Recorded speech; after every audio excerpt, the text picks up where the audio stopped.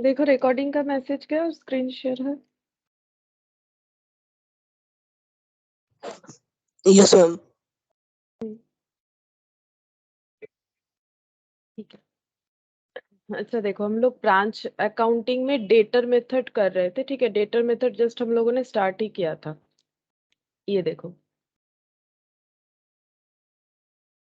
ये वाला। ठीक है, तो यहाँ तक हम लोगों ने ओपन हो रहा है। ये देखो, यहाँ पर हम लोगों ने क्या देखा था, debtor method, stock debtor method हम लोगों ने कंसेप्ट पूरा ही पढ़ लिया। और अगर इन द मीन टाइम कोई क्वेश्चन आ जाएगा, ठीक है, जो पीडीएफ भी हम लोग यूज करेंगे तो वहां से कर लेंगे। ठीक है। अच्छा, यहाँ पर देखो बोला था डेटर मेथड में क्या होता है। डेटर मेथड में ब्रांच का सिर्फ एक ही अकाउंट हेड ऑफिस बनाता है, वो होता है डेटर अकाउंट। ठीक है। जैसे कि स्टॉक डेटर में 7 लेजर बन रहे थे, यहाँ पर सिर्फ एक ही अकाउंट बनता है, ब्रांच अकाउंट। और ब्रांच अकाउंट को एक्चुअली किस तरह से ट्रीट किया जाता है, हेड ऑफिस ये मान के चलता है कि ब्रांच मेरा डेटर है। ठीक है, तो उससे रिसीवेबल्स को दिखाता है कि मेरा ये ओपनिंग रिसीवेबल्स है इन टर्म्स ऑफ एसेट्स। ठीक है, और क्लोजिंग एसेट्स यानी क्लोजिंग रिसीवेबल, ओपनिंग पेएबल और क्लोजिंग पेएबल। ठीक है, और कुछ गुड्स भेज रहा है या फिर कुछ कुछ उससे रिसीव कर रहा है, लाइक कैश रिसीव कर रहा है या फिर स्टॉक रिटर्न वगैरह हो रहा है।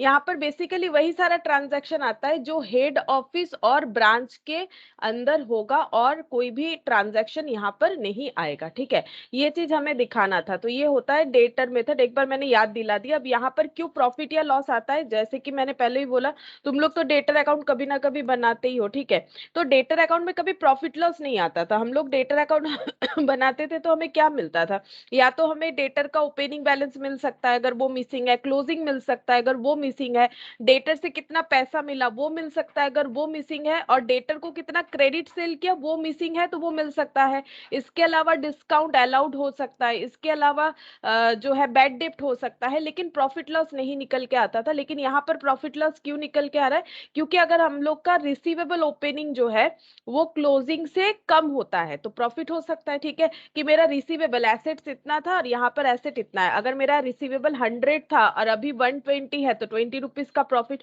या फिर ऑपोजिट हो सकता है, यहाँ पर अगर रिसिप्ट 20 है और यहाँ सॉरी ओपनिंग 80 है और क्लोजिंग जो है वो है 70। ठीक है, तो मेरा लॉस हो रहा है। ठीक है, मतलब मैंने ब्रांच को बिजनेस करने के लिए जो भी दिया था, मेरा रिसीवेबल जो है ओपनिंग में जितना था क्लोजिंग में उससे कम है।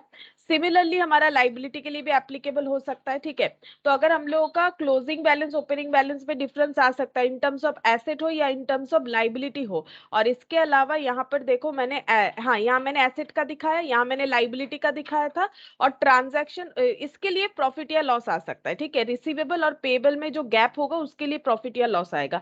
Transaction only between head office और ब्रांच आएगा, जिसमें मैंने बहुत सारे ट्रांजैक्शंस लिखे थे जिसमें तुम लोग को बताना था कि ब्रांच अकाउंट में आएगा कि नहीं आएगा। ठीक है, अब ये मैंने लिखा था, ये एक्चुअली 10 ट्रांजैक्शन ही होंगे, क्योंकि शायद मैंने एक ट्रांजैक्शन ना 2 बार लिख दिया था। जैसे ये branch expenses paid by head office, ये मैंने 2 बार लिख दिया था। ठीक है, और कुछ ट्रांजैक्शन है वो लिखते हैं, तुम लोग मुझे बताओ ये कहाँ पर आएगा। ठीक है, और 2 या 3 ट्रांजैक्शन है, उसके बाद हम लोग क्वेश्चन स्टार्ट कर सकते हैं। तो हम 10th नंबर ही लिख दें यहाँ पर, क्योंकि ये रिपीट हो गया था। ठीक है, इसको हटा दो, ये वाला रिपीट हो गया था,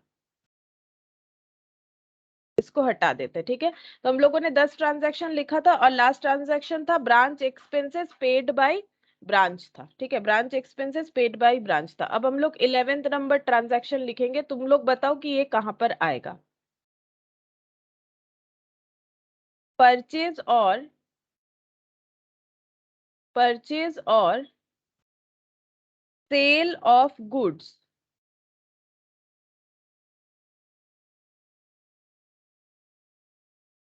और फिक्स्ड एसेट्स बाय ब्रांच। ठीक है, मुझे तुम लोग को क्या बताना था याद है, तुम लोग को ये बताना था कि ये ब्रांच अकाउंट में आएगा कि नहीं। ठीक है, तुम लोग को ये बताना था ये ब्रांच अकाउंट में आएगा कि नहीं। अब मुझे बोलो, ये जो ट्रांजैक्शन मैंने 11th नंबर लिखा, क्या ये ब्रांच अकाउंट में आएगा? हाँ मैम। नहीं आएगा। ठीक है,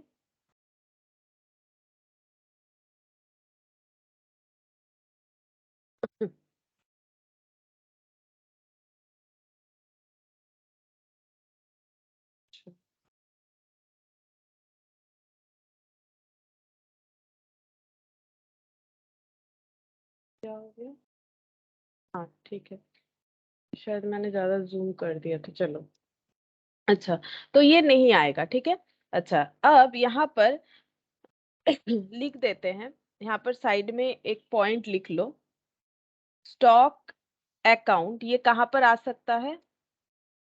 स्टॉक अकाउंट और फिक्स्ड एसेट अकाउंट, ये कहाँ पर आएगा? स्टॉक अकाउंट या फिक्स्ड एसेट अकाउंट, ये अभी लिख के रखो, ये अभी नहीं समझ में आएगा क्यों लिखवा रहे, जब क्वेश्चन करेंगे तब क्लियर हो जाएगा क्यों लिखवा रहे, ठीक है। Stock account and fixed asset account इसमें आएगा बेसिकली ये वाला, ठीक है। अब कब आएगा?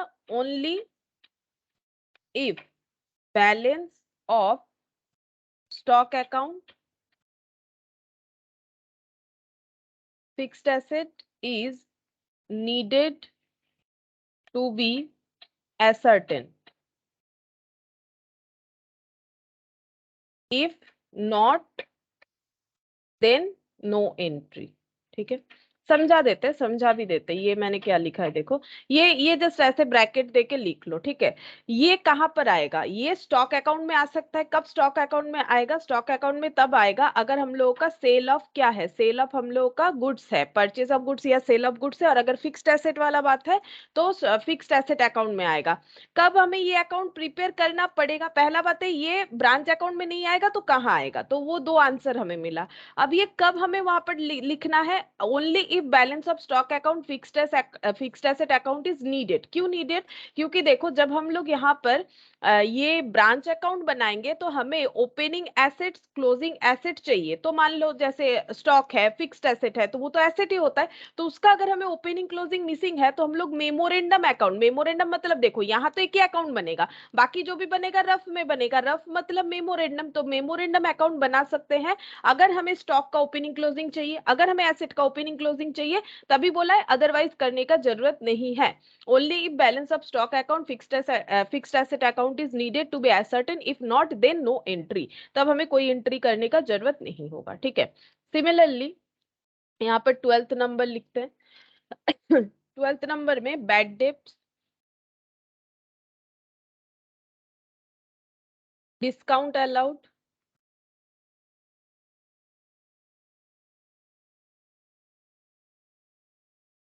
Cell return to sales return to branch, cash receipt from debtor.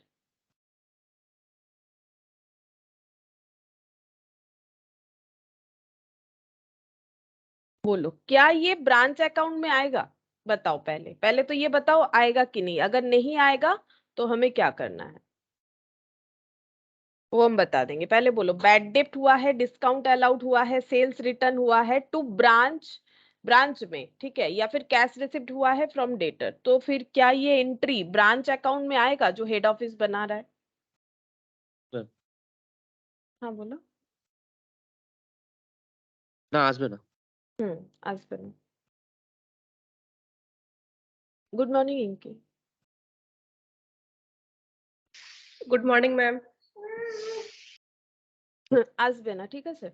तो नहीं आएगा तो कहाँ पर आएगा? तो ये देखो, इसका भी लिख लो, ये कहाँ पर आ सकता है? ये आएगा नहीं। अब ये अगर हम लोगों को प्रिपेयर करने का जरूरत होगा तब आएगा। तब कौन से अकाउंट में आएगा? अब ये सब डेटर रिलेटेड अकाउंट का डिटेल्स है तो डेटर अकाउंट में आएगा।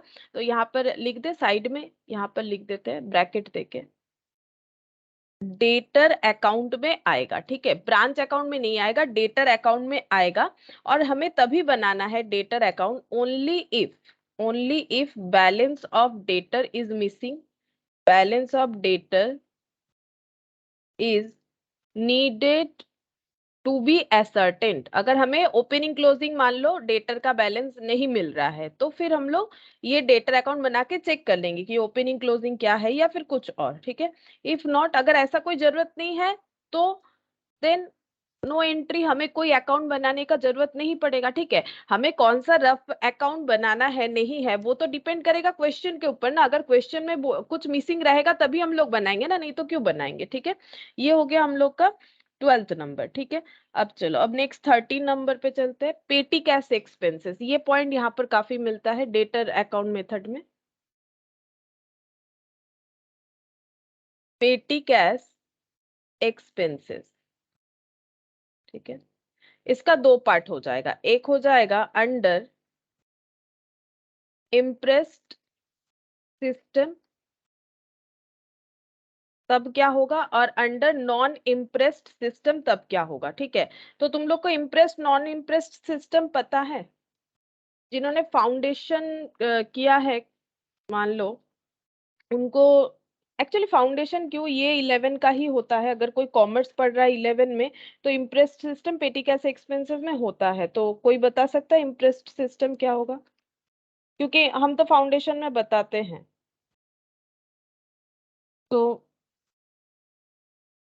बताओ, कोई बता सकता है इम्प्रेस्ड सिस्टम क्या होता है? बोलो। इम्प्रेस्ड सिस्टम पेटी कैश में क्या होता है? विश्वजीत को बताना चाहिए, क्योंकि मैंने तुम लोग को फाउंडेशन में करवाया है पेटी कैश में।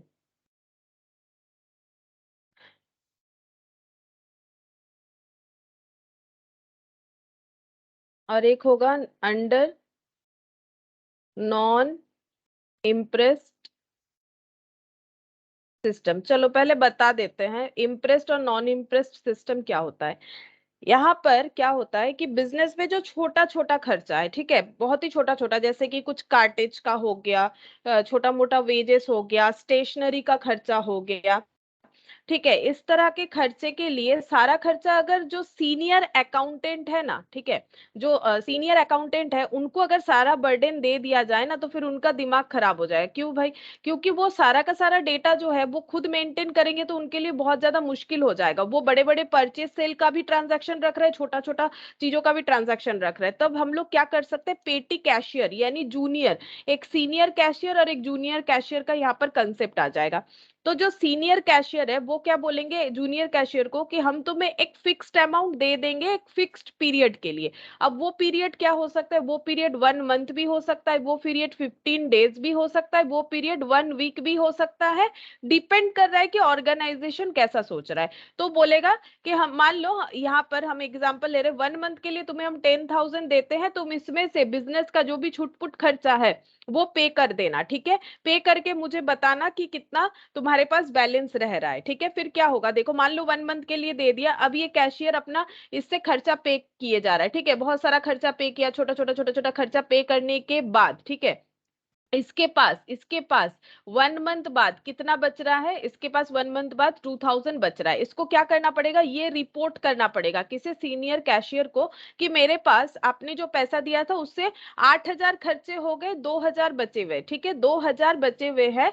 अब ये सीनियर कैशियर क्या बोलेगा, पहले तो वो चेक कर लेगा एक बार, जस्ट दे गो थ्रू कर लेगा कि क्या क्या खर्चा हुआ है। उसके बाद वो क्या करेगा, उसे फिर कितना पैसा देगा पता है, 1 मंथ बाद अगेन उसे 8,000 देगा, ठीक है, ताकि उसका बैलेंस 10,000 बना हुआ रहे। तो इम्प्रेस सिस्टम में क्या होता है, एक फिक्स्ड अमाउंट एक फिक्स टाइम पीरियड के लिए दिया जाता है। हर बार बैलेंस यही मेंटेन किया जाएगा जो इन्होंने पहले डिसाइड किया होगा। क्या ये बैलेंस कभी चेंज नहीं हो सकता है? हाँ होगा। मान लो खर्चा बढ़ गया है तो बोल रहे हैं कि नहीं 10,000 नहीं 12,000 से करते हैं, तो 12,000 होगा। तो लेकिन जो फिक्स्ड अमाउंट बोल दिया जाएगा वही दिया जाएगा। जैसे बोल सकते हो तुम लोग का पॉकेट मनी, अगर कोई मतलब मुझे नहीं पता है कोई लेता है नहीं लेता है, हम ऐसा कुछ नहीं बोलना चाह रहे, लेकिन हम जस्ट एक एग्जाम्पल दे रहे हैं कि मान लो रोज स्कूल कॉलेज जा रहे हो, ये कुछ भी कर रहे हो, तो मान लो एक घर से पॉकेट मनी मिल रहा है, ठीक है, कि जो भी हो मतलब जितना भी जिसको मिल रहा है, तो वो क्या होता है, ये फिक्स्ड अमाउंट। उसी तरह से ये जूनियर कैशियर को तुम बिजनेस का ये खर्चा पे करने के लिए मुझे लगता है 10,000 में काम हो जाएगा, तुम 10,000 रखो, ठीक है, और उसी में करना है, उससे ज्यादा मुझसे मत मांगना। कौन बोल रहे हैं? Senior cashier. इसी में तुम्हें पूरा पेमेंट करते रहना है, ठीक है, क्योंकि मैंने एस्टिमेट कर लिया है कि 10,000 का ही खर्चा हो सकता है, उससे ज्यादा नहीं। अब इसको क्या है, उस फिक्स टाइम पीरियड के अंदर उसे बताते रहना है कि हाँ मेरा इतना खर्चा हुआ, तो वो फिर से उतना ही दे देगा। मतलब ये अमाउंट जो है ये बैलेंस उतना ही रहेगा। अगर मान लो यहाँ पर पूरा 10,000 ही खर्चा हो जाता है तो उसे 10,000 मिल जाएगा। अगर मान लो 1,000 खर्चा हुआ तो 9,000 मिल जाएगा, ठीक है, तो उसका बैलेंस वही वाला मेंटेन होगा। इसको बोलते हैं इम्प्रेस्ड सिस्टम, ठीक है। और नॉन इम्प्रेस्ड में ऐसा नहीं होता है। नॉन इम्प्रेस्ड सिस्टम में जितना खर्चा हुआ उसको पे कर दिया जाता है, ठीक है, ऐसे फिक्स्ड अमाउंट वाला बात नहीं होता है, ठीक है। तो कंसेप्ट समझ में आया कि पेटी cash expenses, impressed system, non impressed. Impressed में दो कैशियर बन जाते हैं, जूनियर और सीनियर कैशियर, ठीक है। अब मुझे बोलो कि यहाँ पर जूनियर कैशियर, एक्चुअली यहाँ पर ब्रांच और हेड ऑफिस का बात हो जाएगा, ठीक है, कि हेड ऑफिस जो है पैसा एक फिक्स्ड अमाउंट ब्रांच को दे देगा। तो यहाँ पर मुझे बोलो कि इम्प्रेस सिस्टम में आएगा ब्रांच अकाउंट में या नॉन इम्प्रेस सिस्टम में आएगा, बताओ कौन से वाले सिस्टम में आएगा? इम्प्रेस्ड सिस्टम में आएगा कि नॉन इम्प्रेस्ड सिस्टम में आएगा? ठीक है, इम्प्रेस्ड सिस्टम का मैंने मतलब समझा दिया, नॉन इम्प्रेस्ड का भी मैंने मतलब समझा दिया। कौन से वाले सिस्टम में ब्रांच अकाउंट में आएगा?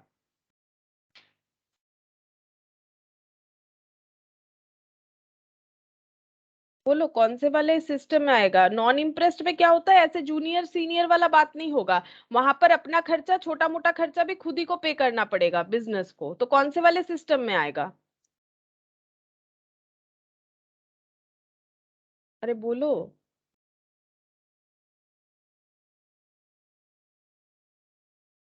ब्रांच अपना छोटा मोटा खर्चा जो है जो पे करेगा वो इम्प्रेस सिस्टम के थ्रू से पे करेगा, तो क्या ब्रांच अकाउंट में आएगा? मतलब हेड ऑफिस जो है वो एक अमाउंट पेटी कैश, पेटी एक्सपेंसेस पे करने के लिए ब्रांच को हर बार दे देगा। तो ब्रांच और हेड ऑफिस के अंडर अगर ट्रांजैक्शन हो रहा है, ब्रांच और हेड ऑफिस में ट्रांजैक्शन हो रहा है, तो ब्रांच अकाउंट में आएगा ना। तो यहाँ पर आएगा कि नहीं आएगा? यहाँ पर आएगा, ठीक है, यहाँ पर आएगा।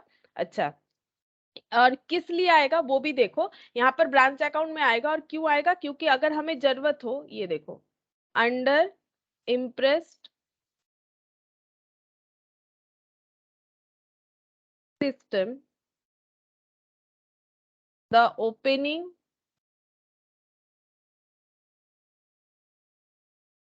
And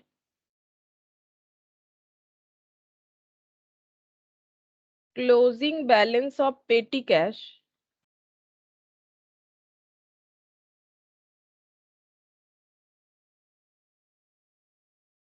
remains the same, hence it effectively means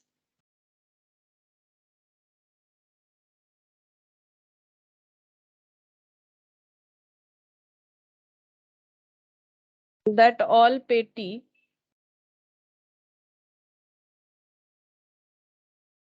expenses paid up by the head office। ठीक है, तो क्या लिखा है मैंने? इम्प्रेस सिस्टम में क्या होगा? Opening and closing balance of पेटी cash remains the same, hence it effectively means. अगर ओपनिंग और क्लोजिंग सेम दिख रहा है, सोचो पेटी कैश का ओपनिंग क्लोजिंग बैलेंस सेम दिख रहा है, तो इम्प्रेस सिस्टम फॉलो हो रहा होगा। क्वेश्चन में तुम लोग को समझना पड़ेगा, इसीलिए हम पूछ रहे हैं। तुम लोग कुछ बोल नहीं रहे हो, मुझे नहीं पता समझ में आ रहा है कि नहीं, लेकिन तुम लोग कुछ बोलोगे तब मुझे पता चलेगा समझ में आया कि नहीं। अगर पेटी कैश का ओपनिंग और पेटी कैश का क्लोजिंग सेम दिख रहा है, इसका मतलब ये इम्प्रेस्ड सिस्टम फॉलो कर रहे हैं। क्यों? अभी अभी मैंने बोला कि अगर 10,000 जो है, 10,000 रुपए जो है दिए गए हैं स्टार्टिंग में, तो पूरे खर्चे पे करने के बाद भी इनका क्लोजिंग बैलेंस 10,000 कर दिया जाएगा। मतलब ये अगर रिपोर्ट देते हैं कि मेरा 8,000 खर्चा हुआ है, 2,000 बचा हुआ है, तो इनको अगेन 8,000 देके इनका बैलेंस 10,000 बना दिया जाएगा। ठीक है, तो अगर ओपनिंग और क्लोजिंग पेटी कैश जो है, पेटी कैश का बैलेंस वो हमें सेम दिख रहा है, तब ये मतलब ये हम लोग कंक्लूजन ला सकते हैं कि इम्प्रेस सिस्टम फॉलो हुआ है। It effectively means that all पेटी एक्सपेंसेस, अब इम्प्रेस सिस्टम फॉलो हो रहा है मतलब हेड ऑफिस जो है वो ब्रांच का खर्चा पे कर रहा है। ठीक है, हेड ऑफिस ब्रांच का खर्चा पे कर रहा है, तो हेड ऑफिस और ब्रांच के अंडर का ट्रांजैक्शन है, इस वजह से ये ब्रांच अकाउंट में आ जाएगा। ठीक है, अब नॉन इम्प्रेस सिस्टम में क्या होगा? नॉन इम्प्रेस सिस्टम में नहीं आएगा। ठीक है, नॉन इम्प्रेस सिस्टम में नहीं आएगा। क्यों नहीं आएगा वो भी लिख देते हैं, ये नहीं आएगा। Under non impressed system, since balance of पेटी कैश चेंजेस, अगर पेटी कैश का ओपनिंग क्लोजिंग में चेंजेस दिख रहा है तो ये नॉन इम्प्रेस सिस्टम है। It is assumed that expense are paid by branch itself. ठीक है, तो ब्रांच ये अपने पे करेगा, ठीक है, अपने पे करेगा। hence it is not a transaction between head office and branch. ठीक है, ब्रांच अगर खुद ही अपना खर्चा पे कर रहा है अपने आप, ठीक है, तो वो हेड ऑफिस और ब्रांच का ट्रांजैक्शन नहीं हुआ, इसी वजह से ये हमारा ब्रांच अकाउंट में नहीं आएगा अगर नॉन इम्प्रेस सिस्टम है। और अगर इम्प्रेस सिस्टम है तो इसका मतलब ब्रांच का खर्चा हेड ऑफिस पे कर रहा है, ठीक है, तो फिर वो वाला हमारा ब्रांच अकाउंट में आ जाएगा। तो ये हम लोग का देखो लास्ट क्या यहाँ पर एंट्री था कि हमें लिखना था कि कौन सा ब्रांच अकाउंट में आएगा और कौन सा नहीं आएगा। अच्छा, यहाँ पर इसमें मैंने ये एक पॉइंट देखा था जहां पर 10th नंबर देख सकते हो, यहाँ पर मैंने लिखा था कि ये ब्रांच अकाउंट में नहीं आएगा। ठीक है, तो इसका हम लोग लिख देते हैं ये अकाउंट कब बनाना पड़ेगा, ये मैंने लिखा नहीं है तो ये लिख देते हैं। देखो ये वाला ब्रांच एक्सपेंसेस, यहाँ पर क्या लिखा था मैंने, branch expenses paid by branch. ठीक है, पेड बाय ब्रांच, तो ये ब्रांच अकाउंट में नहीं आएगा, ये कहां पर आएगा, ये कैश अकाउंट में आएगा। ठीक है, ये कैश अकाउंट में आएगा। और ये हम लोग कब प्रिपेयर करेंगे, अगर हमें कैश बैलेंस असर्टेन करने का जरूरत होगा तब हम लोग ये कैश अकाउंट बनाएंगे। ठीक है, अच्छा अब हम लोग क्या कर सकते हैं, क्वेश्चन जो है कर सकते हैं। अगर तुम लोगों को ये पूरा तुम लोगों ने याद कर लिया है, अभी मैंने जो बोला ये अगर समझ लिया, लास्ट दिन वाला भी कर लिया है, तो हम लोग इजीली क्वेश्चन को कर सकते हैं। अच्छा पहला यहाँ पर देखते हैं ये वाला क्वेश्चन, देखो यहाँ पर कुछ एग्जाम्पल्स दिया हुआ है। अच्छा यहाँ ये वाला मैंने गलत पीडीएफ ओपन कर लिया।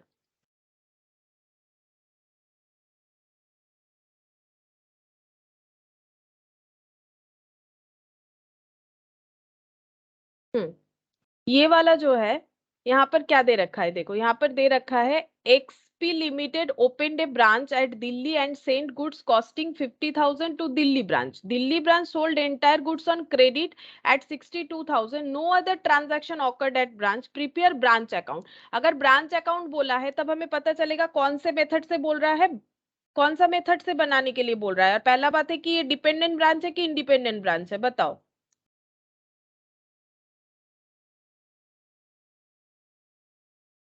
हेलो, तुम लोग को आवाज आ रहा है ना मेरा, या फिर नहीं आ रहा है?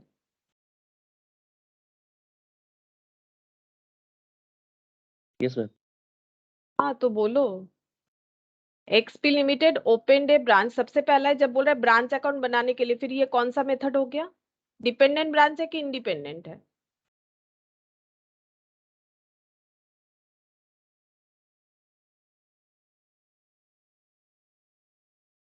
डिपेंडेंट।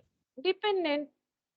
अब सबसे बड़ा बात है, अभी तक तो मैंने इंडिपेंडेंट पढ़ाया ही नहीं है, लेकिन दूसरा बात है कि अगर हेड ऑफिस के बुक्स में ब्रांच का अकाउंट बनाया जा रहा है तो ये डिपेंडेंट है। मेथड कौन सा है, अगर ब्रांच अकाउंट बोलेगा तो मेथड कौन सा है? देखो बाद में तुम लोग को बड़ा बड़ा क्वेश्चन में फिर समझ में नहीं आएगा, तो ये सब पॉइंट छोटा छोटा तुम लोग को समझना पड़ेगा। ब्रांच अकाउंट मतलब कौन सा मेथड होगा, क्या कौन सा मेथड डेटास पढ़ पे। रहे हैं? Debtors method. ठीक है, बस यही तो पूछा है और क्या पूछा है, डेटर्स मेथड से हमें प्रिपेयर करना है। डेटर्स मेथड में हम लोग कौन सा अकाउंट बनाते हैं, ब्रांच अकाउंट बनाते हैं। अब इसको कैसे प्रिपेयर करेंगे, ये देखो एग्जाम्पल 1, ब्रांच अकाउंट। हमें क्या लिखना पड़ता है, opening receivable, closing receivable, opening payable, closing payable. But ये वाला जो क्वेश्चन है ना, इसमें ऐसा कुछ नहीं है, ये छोटा सा जस्ट एक एग्जांपल है। तो यहाँ पर अगर देखो तो टू ओपनिंग बैलेंस जो है, टू ओपनिंग बैलेंस जो है वो भी हमारे यहाँ पर कुछ नहीं है। ठीक है, बाय क्लोजिंग बैलेंस जो है ये भी हम लोग के यहाँ पर कुछ नहीं है। ये दो मैंने क्या लिखा, ये दो मैंने एसेट लिखा। ठीक है, अच्छा क्या हम लोग के पास कुछ ओपनिंग लाइबिलिटी है इस क्वेश्चन में? ओपनिंग बैलेंस के तौर पे ना कोई ओपनिंग लाइबिलिटी है, क्लोजिंग बैलेंस के तौर पे ना कोई क्लोजिंग लाइबिलिटी है, तो नहीं लिखेंगे। ठीक है, ये सब नहीं लिखेंगे, मतलब मैंने गलती से राइट राइट दे दिया, इसको मुझे ऐसे नहीं ऐसे देना चाहिए, है ना। मतलब तुम लोग को इस तरह से लिखने का जरूरत नहीं, हम फॉर्मेट के हिसाब से बता रहे कि कैसे होता है। ठीक है, अच्छा अब देखो यहाँ पर हमें बोला है कि गुड्स भेजा गया, ये किधर लिखेंगे, अब बताओ। अब बताओ कि गुड्स भेजा गया है, इसे क्या लिखेंगे, किधर लिखेंगे, कैसे लिखेंगे, बताओ। ये 50,000 वाला ट्रांजैक्शन कैसे रिकॉर्ड होगा, बोलो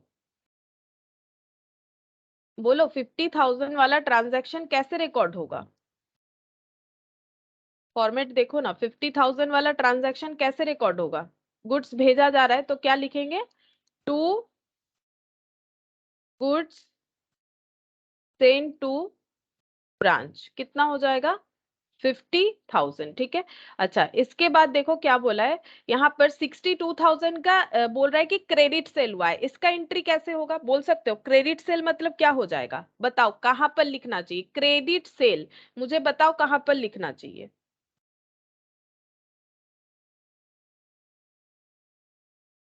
बोलो, क्रेडिट सेल कहां पर लिखना चाहिए? क्रेडिट सेल का मतलब क्या हो जाएगा? क्रेडिट सेल का एंट्री सोचो क्या होता है नॉर्मल? क्रेडिट सेल का नॉर्मल एंट्री क्या होता है? क्रेडिट सेल का नॉर्मल एंट्री क्या होता है?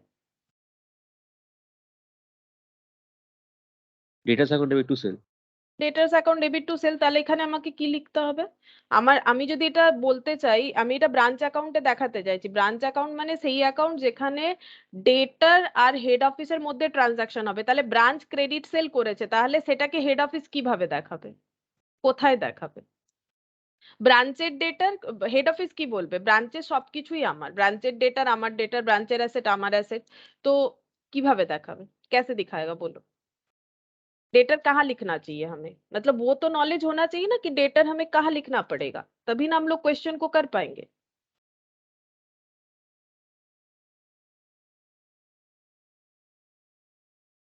थोड़ा सा सोचो ना, अगर ये नॉर्मल डेटर अकाउंट ही होता तो कहाँ लिखते? अगर ये नॉर्मल डेटर अकाउंट होता तो इसे कहाँ लिखते?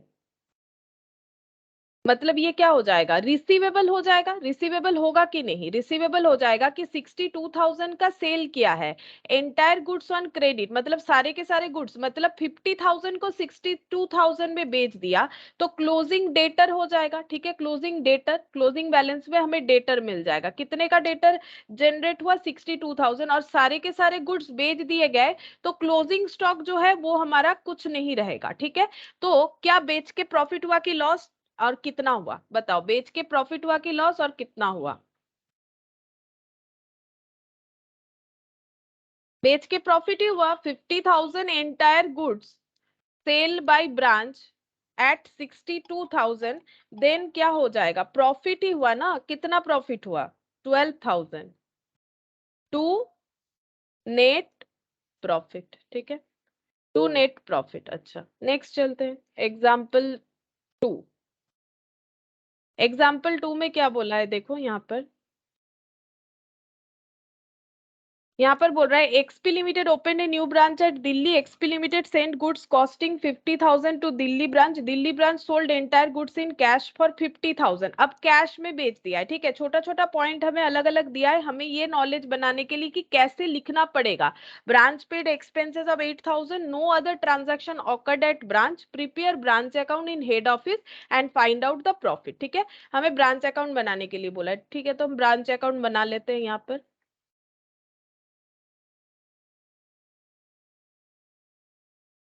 अच्छा, क्या क्या लिखेंगे?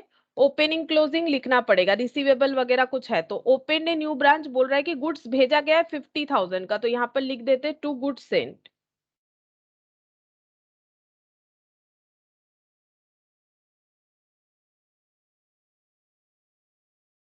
गुड्स भेजा गया है to goods sent 50,000। Branch sold entire goods in cash, cash में भेजा, सॉरी बेचा है 70,000। ठीक है, और ब्रांच ने पे किया है अपना खर्चा 8,000। No other transaction occurred at branch, branch में और किसी तरह का ट्रांजैक्शन नहीं हुआ है, तो क्या होगा मुझे बताओ? सबसे पहला बात है यहाँ पर लॉजिकली सोच के देखो कितना प्रॉफिट होगा। लॉजिकली सोच के अगर हम लोग देखें तो हम लोगों ने 50,000 का स्टॉक भेजा और सारे गुड्स बिक गए कितने? 70,000 में, तो प्रॉफिट कितना हो रहा है? प्रॉफिट हो रहा है 20,000। लेकिन क्या ब्रांच 20,000 रेमिट करेगा हेड ऑफिस को या फिर कुछ और करेगा? क्योंकि उसका एक खर्चा भी था 8,000। जैसे बिजनेस में पीएल का खर्चा, जैसे मान लो जो तुम लोग ट्रेडिंग में ग्रॉस प्रॉफिट निकालते हो वो तो स्टॉक बेच के होता है, ये हो गया स्टॉक बेच के। लेकिन फिर वहां से एक्सपेंसेस पे करने के बाद तुम लोगों का नेट प्रॉफिट आता है, ठीक है। इसका मतलब क्या हो गया कि बिजनेस के इस ग्रॉस प्रॉफिट से ही तो हम लोग एक्सपेंसेस को पे करते हैं। उसी तरह से ब्रांच अगर अपना 8,000 का खर्चा पे किया होगा तो उसने कितना अमाउंट हेड ऑफिस को रिम्बर्स किया होगा, उसने फिर 12,000 हेड ऑफिस को रिम्बर्स किया होगा। अब इस चीज को हमें अकाउंट में दिखाना है और हमें प्रॉफिट आना चाहिए हमारे अकाउंट में 12,000, है ना। जो वो रिम्बर्स मतलब जो हेड ऑफिस देखेगा कि मेरा 12,000 का प्रॉफिट हुआ है इस ब्रांच से, तो वो कैसे लिखेगा, गुड्स भेज दिया, ठीक है। ओपनिंग में कुछ था नहीं, हम एक बार समझने के लिए लिख देते हैं क्योंकि मैं तुम लोग का सारे क्वेश्चन में ओपनिंग क्लोजिंग रहेगा। यहाँ पर लिखेंगे बाई क्लोजिंग बैलेंस, ठीक है। क्लोजिंग बैलेंस में कुछ रिसीवेबल होगा, देखो स्टॉक पूरा खाली हो जाएगा क्योंकि स्टॉक कुछ रहा ही नहीं, सारा बेच दिया, ठीक है। अच्छा, अब डेटर, डेटर भी कुछ नहीं होगा, क्यों नहीं होगा सोचो, क्योंकि क्रेडिट सेल था ही नहीं कि डेटर हम लोग रिकॉर्ड करेंगे, है ना। ये सब समझाने के लिए बोल रहे हैं, ये लिखना पड़ेगा, ऐसा कोई मैंडेटरी नहीं है कि हमें लिख के यहाँ पर ऐसे दिखाना पड़ेगा, ये समझा रहे हैं, ठीक है। अब कैश रिसीवेबल होगा, बोलो कैश कितना रिसीवेबल होगा, मुझे बताओ कि कैश कितना रिसीवेबल होगा। क्या 70,000 रिसीवेबल होगा या फिर कुछ और, मुझे बताना चाहते हो तो बोलो तुम लोग कि 70,000 रिसीव होगा कि कुछ और अमाउंट रिसीव होगा, कितना रिसीव होगा कैश रिसीवेबल। 70,000 70,000 হবে না তো, ওটাই বললাম 70,000 কি করে হবে, কারণ 8,000 যদি ও খরচা পে করে দেয় তাহলে কত রিসিভেবল দেখাবে, কারণ ওটা তো ব্রাঞ্চ নিজে নিজের খরচা पे করছে। ब्रांच के पास सेल करके जो पैसा आ रहा है ब्रांच उससे 8,000 पे कर दिया, तो रिसीवेबल कितना होगा नेट लिखना पड़ेगा हमेशा हमें, है ना। तो हेड ऑफिस क्या बोलेगा, मुझे ब्रांच से कितना पैसा मिलेगा, 70,000 ब्रांच देगा नहीं क्योंकि ब्रांच अपना खर्चा खुद पे करता है तो अपने इनकम से ही ना पे करेगा। तो अगर उसका इनकम 70,000 है उसे वो पे कर देगा और वो हेड ऑफिस को बता देगा कि हम आपको 70,000 नहीं दे सकते क्योंकि मैंने अपना खर्चा पे किया है, तो हम कितना देंगे, कितना देगा ब्रांच बोलो। 62,000 62,000, तो क्लोजिंग रिसीवेबल कितना हो जाएगा, 70,000 माइनस 8,000 यानी कि 62,000। तो प्रॉफिट कितना दिखेगा, तभी ना 12,000 प्रॉफिट दिखेगा। टू नेट प्रॉफिट, हमें नेट अमाउंट लिखना है, क्यों देखो 8 यहाँ पर हम लोग 8,000 को डिडक्ट करके इसीलिए दिखा रहे क्योंकि 8,000 का इंपैक्ट यहाँ पर नहीं दिखा सकते। 8,000 ब्रांच ने खुद पे किया है, ब्रांच ने आउटसाइडर को पे किया है, तो ब्रांच के साथ आउटसाइडर का ट्रांजैक्शन हमारे ब्रांच अकाउंट में नहीं आएगा जो मेथड है उसके हिसाब से। तो फिर ये 8,000 अगर ब्रांच पे कर रहा है किसी और को तो वो ट्रांजैक्शन यहाँ नहीं आएगा, तो यहाँ नेट रिसीवेबल दिखेगा। नेट रिसीवेबल कितना हो जाएगा 62,000, ठीक है। तो ये चीजों को ध्यान में रखो तभी तुम लोग पूरा जो है इसका मेथड से क्वेश्चन कर पाओगे। अब एग्जांपल 3 देखो, यहाँ पर कुछ थोड़ा सा ट्रांजैक्शन बढ़ा दिया गया है। Prepare branch account and find out profit earned by the branch if transaction are as under good send to branch, furniture send to branch at the beginning of year, ठीक है। तो उसके बाद यहाँ पर देखते हैं क्या लिखा हुआ है, credit sales at branch, bad debts बोला है, अदर इंफॉर्मेशन में closing stock at branch, closing debtor, furniture बता दिया है, हमें ब्रांच अकाउंट बनाने के लिए बोला है। तो अब बताओ कि कहाँ पर क्या लिखना चाहिए, ठीक है। यहाँ पर थोड़ा सा ट्रांजैक्शंस का जो है कैलकुलेशन बढ़ेगा हम लोगों का, ये देखो एग्जाम्पल 3 ब्रांच अकाउंट, ये अकाउंट थोड़ा सा बड़ा होगा, डिटेल्स थोड़ा ज्यादा है। यहाँ पर लिखेंगे टू ओपनिंग बैलेंस, तो ये एसेट का होता है क्योंकि डेबिट साइड का जो ओपनिंग होता है वो तो एसेट ही बताता है, ठीक है। क्या हमारे पास कोई ओपनिंग एसेट है, क्वेश्चन पढ़ के तुम लोग को लग रहा है कुछ ओपनिंग एसेट है, बता सकते हो। ये तो गुड सेंट है, गुड सेंट को लिख लेते to good sent to branch ऐसे करके।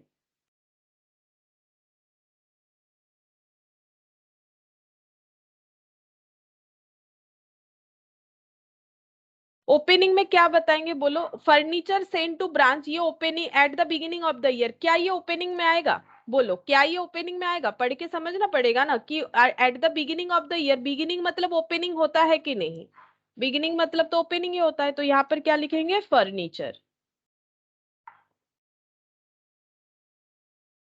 10,000, ठीक है, ये हो गया फर्नीचर 10,000।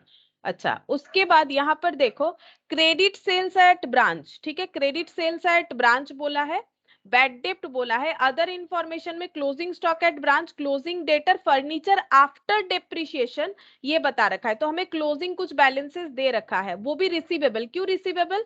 क्योंकि तुम लोग को पता है कि स्टॉक जो है वो करंट एसेट होता है, डेटर जो है वो करंट एसेट होता है, फर्नीचर जो है वो फिक्स्ड एसेट होता है, and all assets are receivable. ठीक है, एसेट्स मुझे रिसीवेबल होगा, लाइबिलिटी मेरा पेबल होता है। ठीक है, अब यहाँ पर हम लोग क्या करेंगे, बाई क्लोजिंग बैलेंस बोल के लिख देंगे यहाँ पर, बाई क्लोजिंग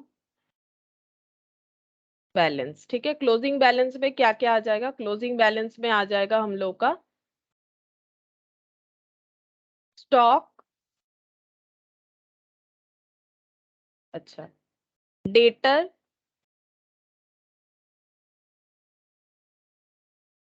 10,000 61,000, 10,000 61,000। ठीक है, और है फर्नीचर। मुझे बताओ फर्नीचर कितने वैल्यू से लिखना पड़ेगा, पढ़ के बता सकते हो फर्नीचर कितने वैल्यू से लिखना चाहिए आफ्टर डेप्रिसिएशन? हमेशा नेट वैल्यू लिखना चाहिए। तो फर्नीचर डेप्रिसिएशन चार्ज होने के बाद 8,000 है, तो कितना लिखेंगे?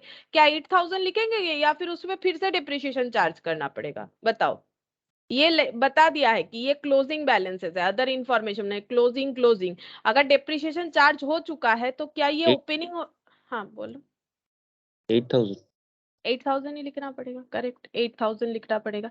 ये क्लोजिंग रिसीवेबल, ये ओपनिंग रिसीवेबल। अच्छा, कुछ एक अमाउंट है मैंने लिखा नहीं अभी तक, क्रेडिट सेल और बैड डेप्ट। ठीक है, क्रेडिट सेल किया है और बैड डेप्ट हुआ है, तो ब्रांच में बैड डेप्ट हुआ है। ठीक है, तो यहाँ पर डायरेक्टली उसका इंपैक्ट नहीं आएगा, ब्रांच में क्रेडिट सेल हुआ है डायरेक्टली इंपैक्ट नहीं आएगा, लेकिन हेड ऑफिस क्या बोलेगा कि मुझे रिसीवेबल होना चाहिए। तो ये देखो डेटर के तौर पर रिसीवेबल दिख रहा है क्रेडिट सेल। अब ये 61 क्यों दिख रहा है जबकि क्रेडिट सेल 62 था? बता सकते हो ये 61 क्यों दिख रहा है जबकि क्रेडिट सेल? क्योंकि ये तो डायरेक्टली हमारा इस अकाउंट में आएगा नहीं, ये दो वैल्यू हमारा डेटर के तौर पे क्लोजिंग डेटर आएगा। ठीक है, तो मुझे बताओ कि अगर मैंने क्रेडिट सेल 62,000 किया है फिर भी मेरा क्लोजिंग डेटर 61 क्यों लिखा हुआ है? बोलो। 1000 बैंडेड हुए। हाँ, 1000 बैड डेप्ट हुआ है इस वजह से। ठीक है, इस वजह से ये हमारा कितना दिख रहा है, 61,000 दिख रहा है। हो गया, बस यहाँ पर हम लोग इसको क्लोज कर लेते हैं। क्लोज करने से हमें मिल जाएगा नेट प्रॉफिट। तो ये हो गया 79,000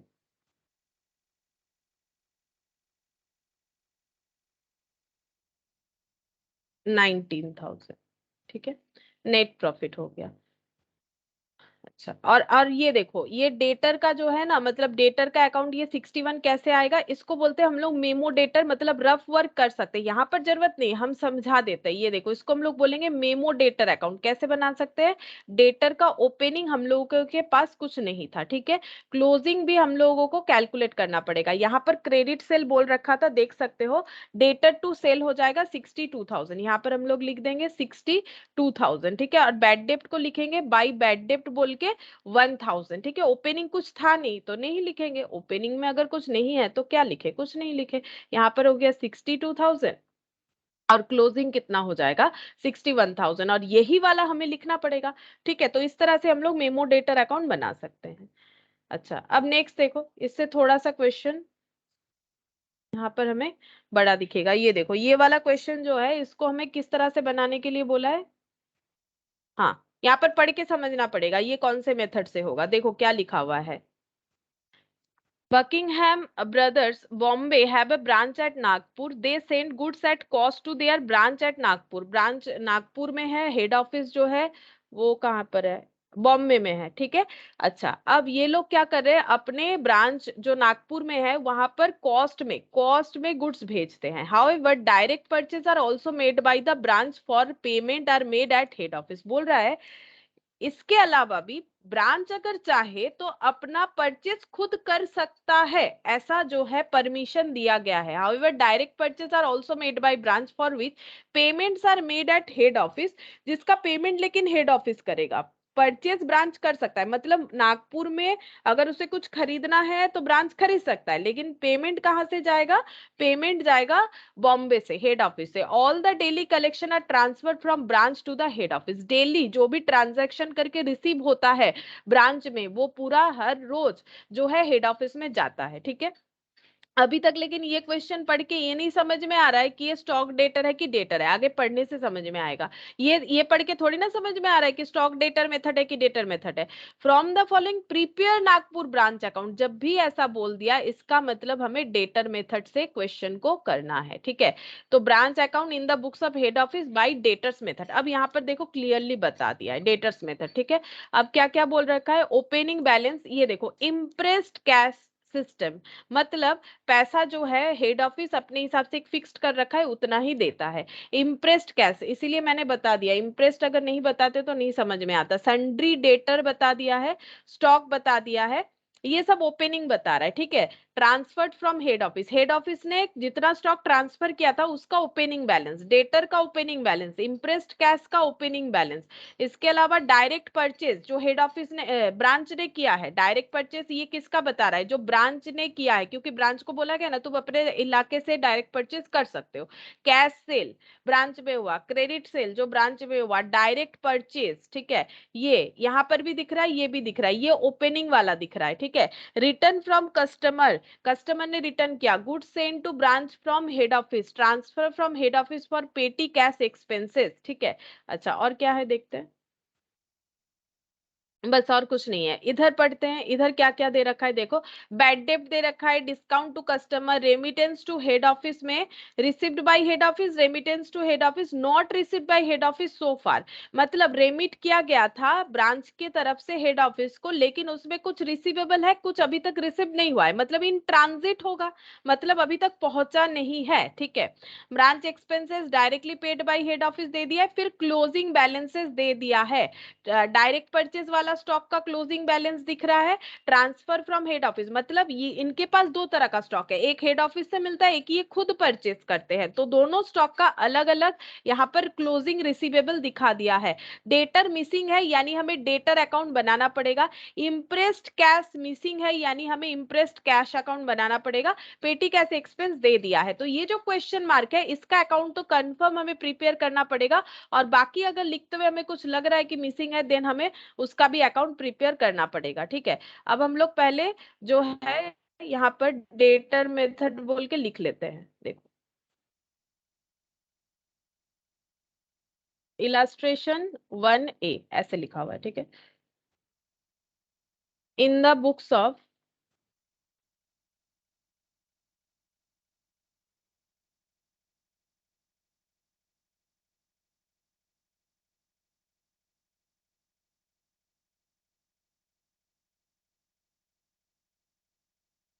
नागपुर ब्रांच,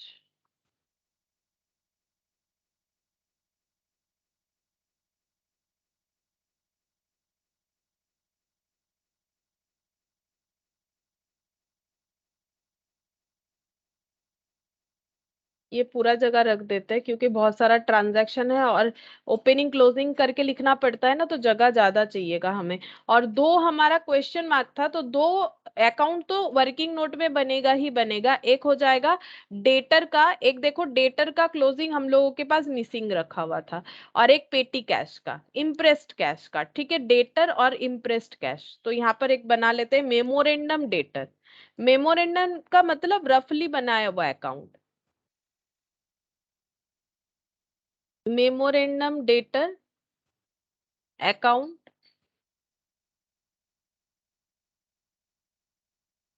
और एक बनेगा मेमोरेंडम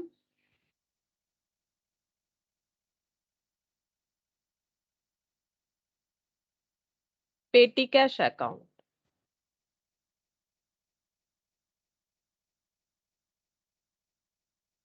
बस और कुछ नहीं होगा। अब हमें लिखना पड़ेगा, यहाँ पर देखते हैं कहाँ पर क्या पोस्ट होना चाहिए।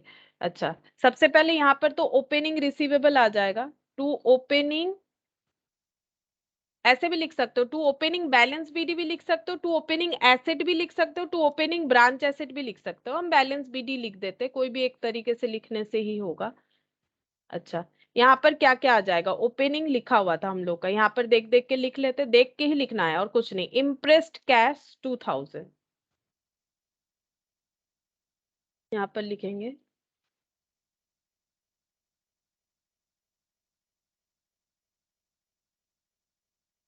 2000, सन्ड्री डेटर 25,000।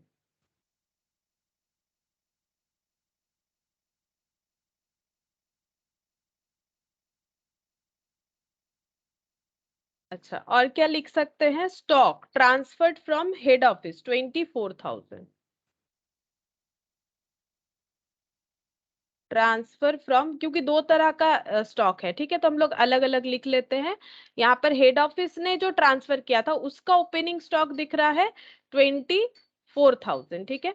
अच्छा, इसके अलावा इन्होंने जो अपने से मार्केट से खरीदा था ना, उसका स्टॉक है 16,000। Stock of direct purchase, direct purchase किया हुआ जो स्टॉक बचा हुआ है वो कितना है? वो है 16,000, ठीक है। तो ब्रांच में जितने भी एसेट्स होंगे ओपनिंग, वो सारा हेड ऑफिस अपना रिसीवेबल बोल के दिखा देगा, ठीक है। अच्छा, इसके बाद कैश सेल, क्रेडिट सेल।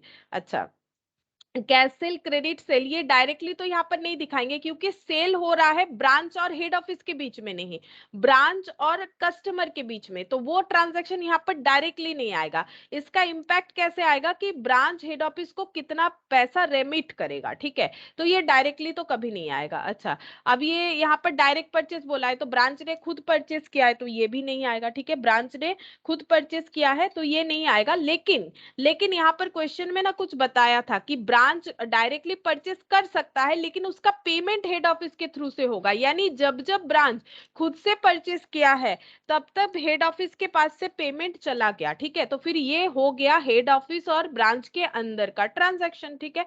तो फिर ये जो 45,000 है ये लिखना पड़ेगा। ये हम लोग कैसे लिखेंगे? 45,000 को कैसे दिखाएंगे फिर? यहाँ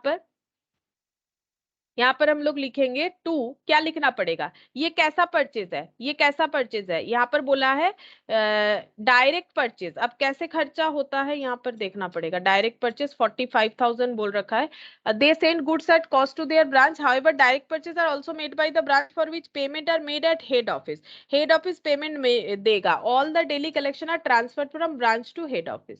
अच्छा, तो ये देखो, अब ये इसका मतलब पेमेंट कौन करेगा? हेड ऑफिस पेमेंट करेगा। इसका मतलब जब भी नागपुर ब्रांच अपने से कुछ खरीदता है तो वो अपने हेड ऑफिस को बोल देता है कि मैंने ये वाला डायरेक्ट परचेस किया है। तो फिर हेड ऑफिस उसका क्या एंट्री करेगा? हेड ऑफिस बोलेगा कि मुझे किसी को पेमेंट करना है क्योंकि मेरे ब्रांच ने कुछ खरीदा है। कितने का? 45,000 का स्टॉक खरीदा है, ठीक है। अगर स्टॉक खरीदने का नॉर्मल एंट्री क्या होता है? नॉर्मली होता है परचेस टू कैश, ठीक है, स्टॉक खरीदने का अगर हम लोग कैश से खरीद रहे हैं। अब यहाँ पर परचेस कौन कर रहा है? परचेस कर रहा है ब्रांच, ठीक है। परचेस अगर ब्रांच कर रहा है तो ब्रांच को हम लोग कैसे ट्रीट करेंगे? परचेज अगर ब्रांच कर रहा है तो हेड ऑफिस ब्रांच को कैसे ट्रीट करता है? डेटर की तरह ट्रीट करता है। तो वो बोलेगा हम अपने डेटर से ये पैसा लेंगे। डेटर कौन है भाई? डेटर तो ब्रांच है, ठीक है। हम ब्रांच को डेबिट करेंगे, ये पैसा उस ब्रांच अकाउंट के साथ एडजस्ट करेंगे, ठीक है। और अभी हम तो अभी नहीं पेमेंट कर रहे, ठीक है, मेरे पास से जब पैसा जाएगा तब हम टू कैश करेंगे, ठीक है। लेकिन ये तो मेरा अकाउंट नहीं है, ये क्या है? ये ब्रांच का अकाउंट है। इसका मतलब जब हम लोग पे करेंगे तो मेरा क्रेडिटर जो है ये ऐसे दिखेगा, ठीक है। यहाँ पर बोला नहीं है ना किस तरह से पेमेंट किया है कि नहीं। ये देखो, यहाँ पर हम ये कहना चाह रहे, कहाँ चला गया मेरा क्वेश्चन? ये देखो, ठीक है, यहाँ पर क्या बोल रहा है कि डायरेक्ट परचेस किया है। लेकिन सोचो, ब्रांच जब भी परचेस किया है उसने तो कैश में नहीं किया होगा क्योंकि वो पेमेंट करता ही नहीं है। करता कौन है? क्रेडिटर करता है, सॉरी मतलब हेड ऑफिस करता है। तो उसने परचेस टू क्रेडिटर ही किया होगा जब उसने परचेस किया होगा। अब जब उसने हेड ऑफिस को इन्फॉर्म किया होगा तो हेड ऑफिस क्या बोलेगा? हेड ऑफिस बोलेगा कि परचेज ब्रांच अकाउंट डेबिट, और ब्रांच का क्रेडिटर मेरा क्रेडिटर, ठीक है। तो ब्रांच अकाउंट को डेबिट करेगा और टू क्रेडिटर करेगा क्योंकि ब्रांच का क्रेडिटर उसका क्रेडिटर वो बाद में जब पेमेंट करना है करेगा, ठीक है। तो यहां पर लिखेंगे टू क्रेडिटर्स बोल के डायरेक्ट परचेज। जैसे ब्रांच का एसेट उसका एसेट, वैसे ब्रांच का क्रेडिटर उसका क्रेडिटर, ठीक है। परचेज बोल के यहाँ पर हो जाएगा 45,000, ठीक है। उसका क्रेडिटर जनरेट हुआ ब्रांच के थ्रू से, उसने खुद जनरेट नहीं किया, ब्रांच के थ्रू से हुआ। अच्छा, रिटर्न फ्रॉम कस्टमर, तो ये तो हेड ऑफिस के साथ ब्रांच का ट्रांजैक्शन नहीं हुआ, ब्रांच और उसके कस्टमर का transaction. Good send to branch 60,000 from head office, ये लिखना पड़ेगा गुड सेंड टू ब्रांच। तो यहाँ लिख देते टू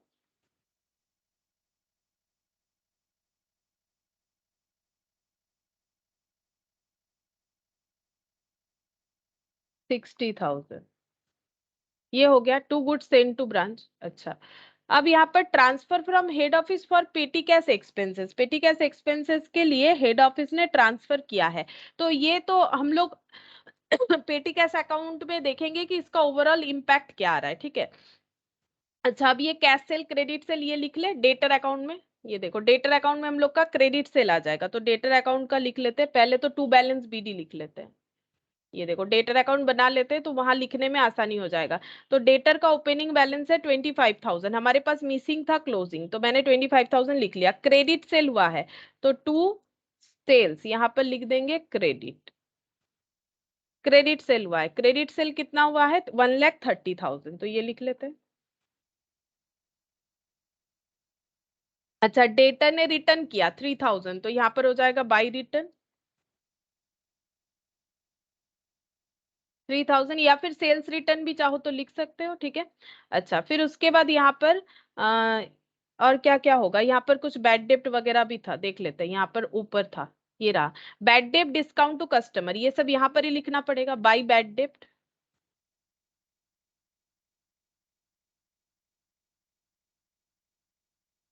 बाई बैड डेप्ट 1,000, ठीक है। तो मैंने 1,000 बैड डेप्ट का लिख दिया। अच्छा, इसके बाद बैड डेप्ट के बाद डिस्काउंट टू कस्टमर, तो डिस्काउंट बाई डिस्काउंट हो जाएगा 2,000 बाई डिस्काउंट अलाउड।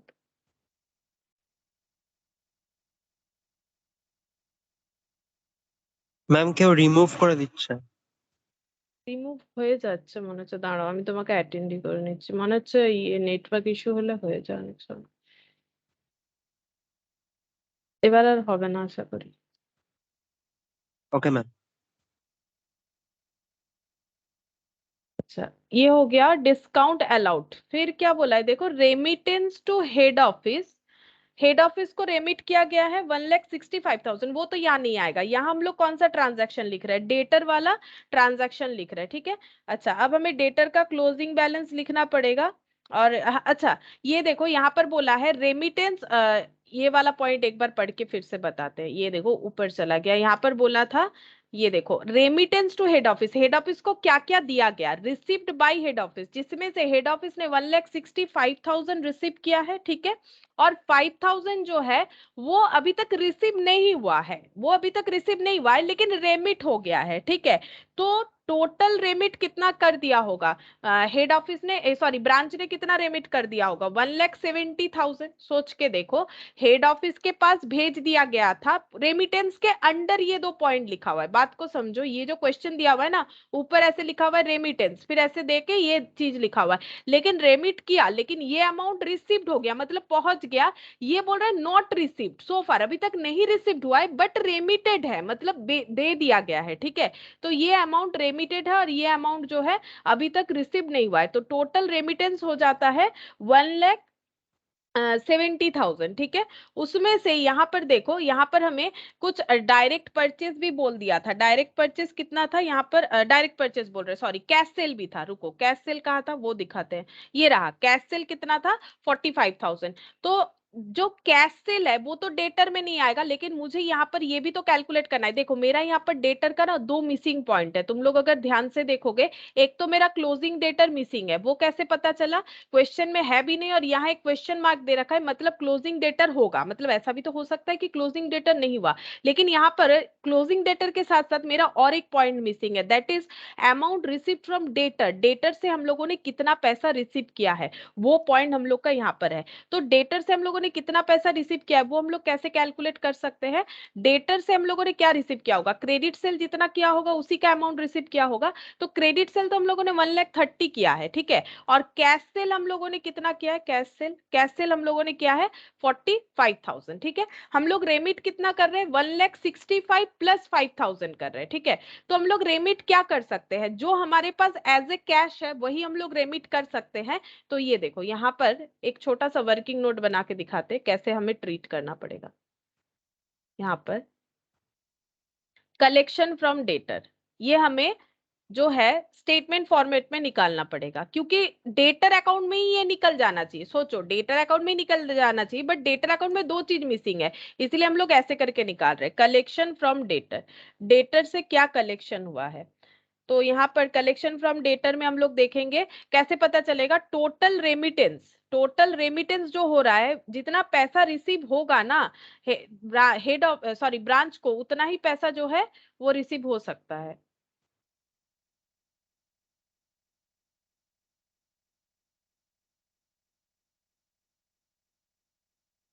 आज नेटवर्क इश्यू है।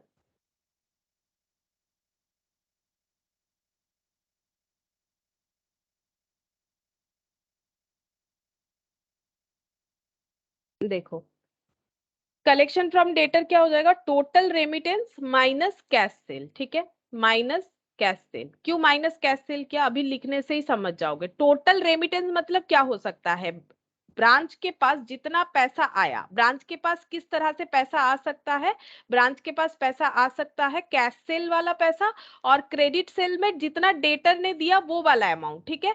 तो टोटल रेमिटेंस कितना है, 1,65,000 प्लस 5,000, 1,65,000 प्लस 5,000। ये मैंने अलग से इसीलिए दिखाया क्योंकि क्वेश्चन में बोला ये रिसीव्ड हो चुका है, ये इन ट्रांजिट है, क्योंकि रेमिटेड तो है बट नॉट रिसीव्ड है। तो इसका मतलब ब्रांच ने कितना पैसा कलेक्ट कर लिया है, यहाँ पर ब्रांच ने पैसा कलेक्ट कर लिया है। डेटर से कितना किया है वो कैसे कैलकुलेट करेंगे, अगर ब्रांच टोटल ये पैसा भेज सकता है अपने हेड ऑफिस को, ये टोटल अमाउंट कितना हो रहा है 1,70,000, ये कैसे भेज सकता है, उसके पास कैश सेल करके जो आया है और डेटर ने जो रेमिट किया होगा, और हमारे पास कैश सेल यहाँ पर इंफॉर्मेशन गिवन है कैश सेल का 45,000, यानी ये रेमिटेड अमाउंट में से 45,000 कैश सेल करके हमें मिला होगा, ठीक है। तो इसका मतलब जितना डेटर से रिसीव हुआ वो अमाउंट कितना हो जाएगा, 1,25,000, ठीक है।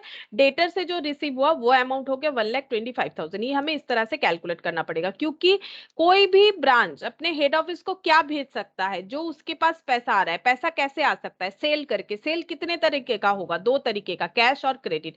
तो ये टोटल रेमिटेंस हो जाएगा कैश प्लस क्रेडिट सेल का टोटल रेमिटेंस, उसमें से कैश सेल अगर पता है तो क्रेडिट सेल से 1,25,000 मिला है, ठीक है। तो यहाँ पर लिख देंगे, यहाँ पर बाई कैश बोल के, बाय कैश बोल के यहाँ पर वर्किंग नोट ए दे देते हैं, ठीक है। इसको हम वर्किंग नोट ए लिख देते हैं यहाँ पर।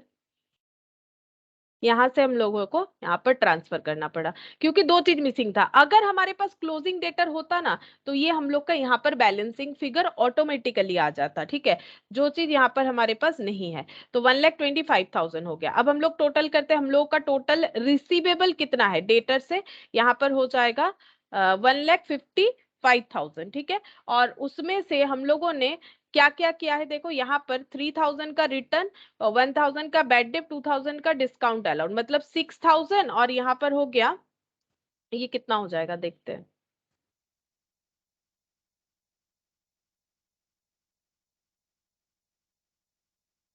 यहाँ पर हो गया 1,55,000 माइनस 3 प्लस 1 4,5,6 माइनस 6,000 माइनस 1,25,000, ठीक है। तो ये हो जाएगा 24,000। ये हम लोग का क्लोजिंग डेटर हो गया। ये कहां पर, ये बैलेंसिंग फिगर करके आया, ये कहां पर ट्रांसफर होगा, ये हमारा क्लोजिंग रिसीवेबल में ट्रांसफर हो जाएगा। तो यहाँ पर लिख देते हैं बाई बैलेंस सीडी, ठीक है। यहाँ पर आ जाएगा डेटर में, डेटर हो गया 24,000। ये कहां से आया, वर्किंग नोट नंबर 1 से आ जाएगा, ठीक है। ये डेटर का बैलेंस हो गया। अच्छा, नेक्स्ट देखते हैं और क्या लिखना पड़ेगा हम लोगों को। यहाँ पर branch expenses directly paid by head office 30,000। Branch का खर्चा जो हेड ऑफिस ने खुद पे किया है, तो खर्चा पे कर दिया है, पेड बोल रहा है, तो क्या हो जाएगा टू बैंक या कैश, सन्ड्री एक्सपेंस पे। ये लिखना जरूरी नहीं है, समझने के लिए लिख देते हैं 30,000।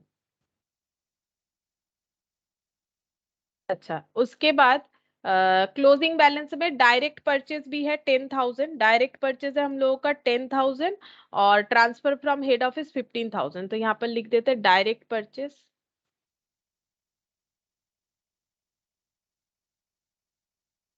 यहाँ पर स्टॉक लिख दो, stock from direct purchase. Stock जो बना है डायरेक्ट परचेज से, जो स्टॉक बना है वो है हम लोगों का यहाँ पर 10,000 और ये 15,000। Stock from transfer from head office, ये हो गया 15,000। अच्छा, और डेटर तो लिख लिया मैंने, और क्या बाकी है क्लोजिंग बैलेंस में? अच्छा, पेटी इम्प्रेस्ड कैश, ये लिखना पड़ेगा, इसका क्लोजिंग बैलेंस आएगा क्योंकि क्वेश्चन मार्क दे रखा है ना।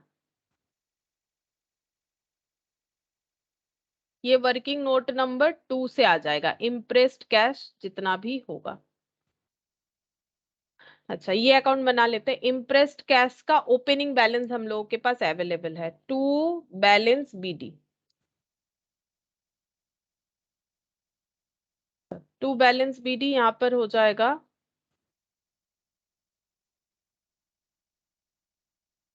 2,000। ठीक है, ये दे रखा है 2,000।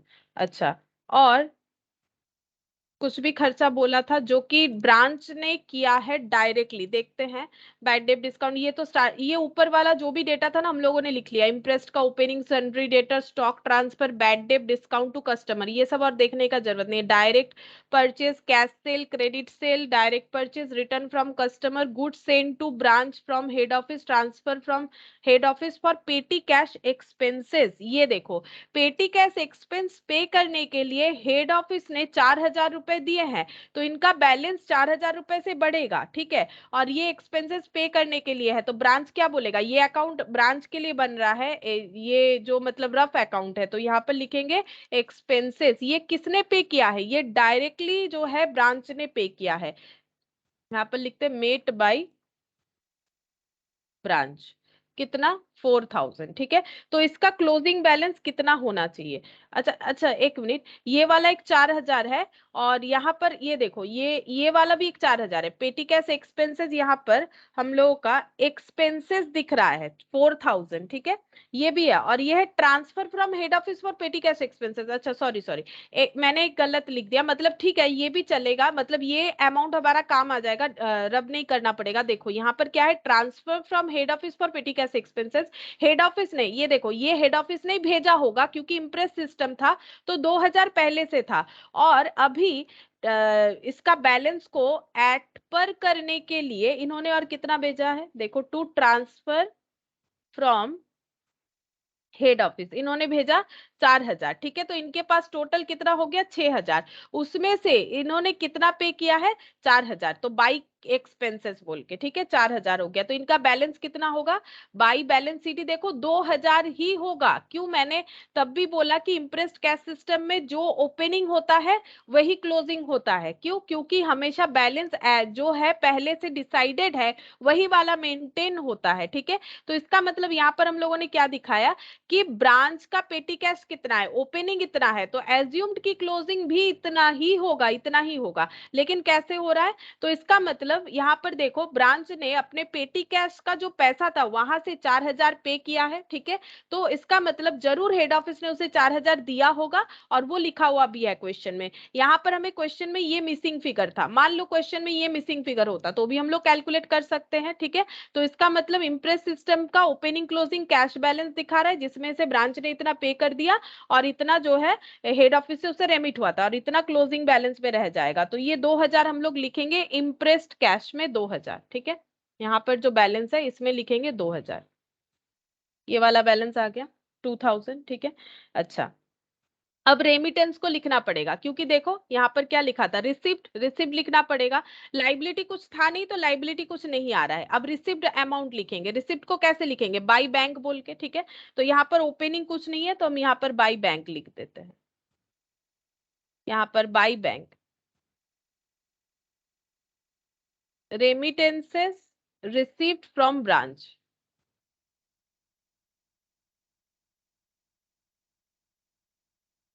ब्रांच से क्या क्या मिला है हेड ऑफिस को। ठीक है, एक तो ब्रांच से क्या मिला है?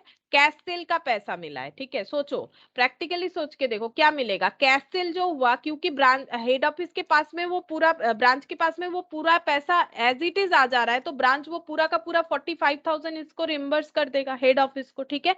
और डेटर से जो पैसा मिला वो रिटर्न कर सकता है, रिम्बर्स कर सकता है 1,25,000, क्योंकि सेल भले ही 1,30,000 का किया है और प्रीवियसली 25 मिला के रिसीवेबल 1,55,000 जरूर है, वो बात ठीक है। लेकिन ये रिटर्न, बैड डेट, ये लेस होने के बाद ये बैलेंस दिख रहा है, मतलब 1,25,000 मिला है और 24 अभी तक नहीं मिला है, ठीक है। तो कैश बन चुका है 1,25,000, क्रेडिट सेल से कैश बन चुका है 1,25,000।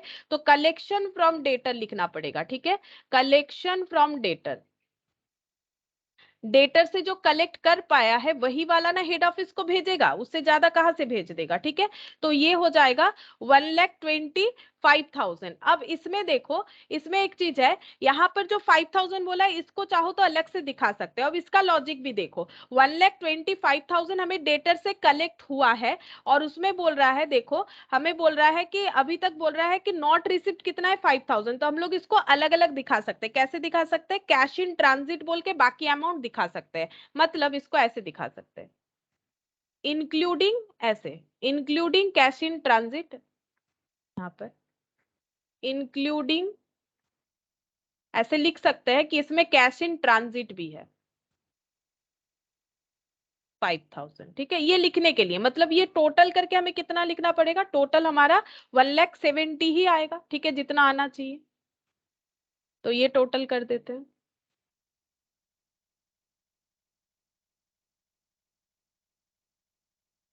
1,70,000 होगा ना, 1,70,000, ठीक है। ये हो गया। अच्छा, ये पैसा रिसीव हो जाएगा और बाकी मैंने क्लोजिंग वाला सारा लिख दिया है, ठीक है। अच्छा, और यहाँ पर कुछ है? और तो कुछ मुझे नहीं दिख रहा है। चलो अब हम लोग और कुछ है, और एक ट्रांजैक्शन है, रुको, और एक ट्रांजैक्शन है हम लोगों का, ये वाला जो हेड ऑफिस ने 4,000 जो है पेटी कैश एक्सपेंसेस के लिए दिया था, उसमें से पेटी कैश एक्सपेंसेस किसने पे किया? ब्रांच ने पे कर दिया है, कितना? 4,000। लेकिन क्योंकि ये इम्प्रेस सिस्टम है तो ये माना जाएगा ना कि वो हेड ऑफिस के थ्रू से ही पे हुआ है। तो हम लोग यहाँ पर क्या लिखेंगे? टू बैंक बोल के, पेटी कैश एक्सपेंस कितना हो जाएगा? 4,000, ठीक है। 4,000 लिखना पड़ेगा।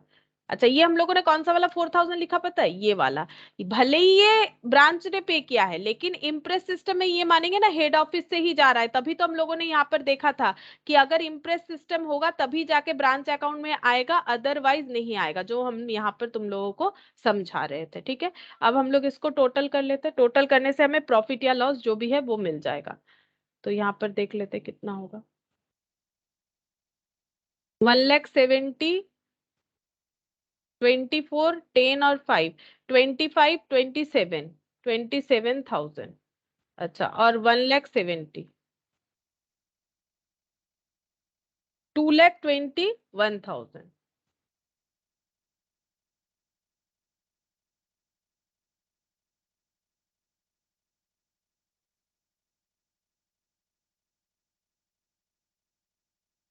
-2,000, -25,000, -24, मतलब 40,000, ये दोनों मिला के 16 मिला के 40,000, और -60 और 45 मतलब 1,05,000, -30,000 और 4,000, 15,000 टू नेट प्रॉफिट, 15,000, 2,21,000, ठीक है। बैलेंस करके आ गया। अच्छा, नेक्स्ट क्वेश्चन देखते हैं, देखो।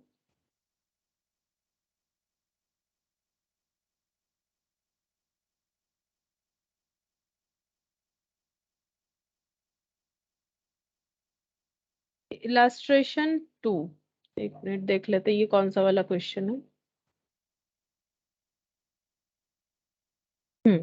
देखो क्या बोला है, the Bombay traders invoiced goods to its Delhi branch at cost ये गुड्स को भेजता है कॉस्ट में। Head office paid all the branch expenses from its bank account except petty cash expenses. बोल रहा है कि हेड ऑफिस सब खर्चा अपने बैंक अकाउंट से पे करता है ब्रांच के लिए, सिर्फ पेटी कैश का खर्चा which are made by branch, petty cash का खर्चा ब्रांच खुद पे करता है।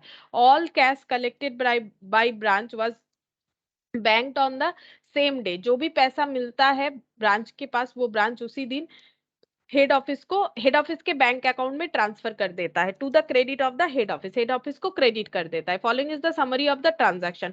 बैलेंसेस दे दिया है, stock, debtor, petty cash, goods sent, goods return, cash sale. ये वाला क्वेश्चन हम लोगों ने लास्ट दिन भी किया था और हम लोगों ने किया था ये वाले मेथड से, branch stock, branch profit and loss, ये वाला बनाया था, यानी हम लोगों ने स्टॉक डेटर मेथड से किया था। ये क्वेश्चन को हम लोग ब्रांच अकाउंट मेथड से भी करेंगे और यहाँ पर भी हमारा वही आंसर आएगा जो बी पॉइंट से आया था। ठीक है, सी पॉइंट अभी तक हम लोगों ने नहीं सीखा है।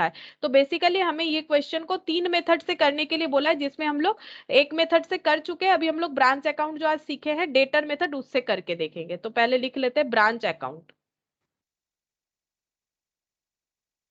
इलस्ट्रेशन 2।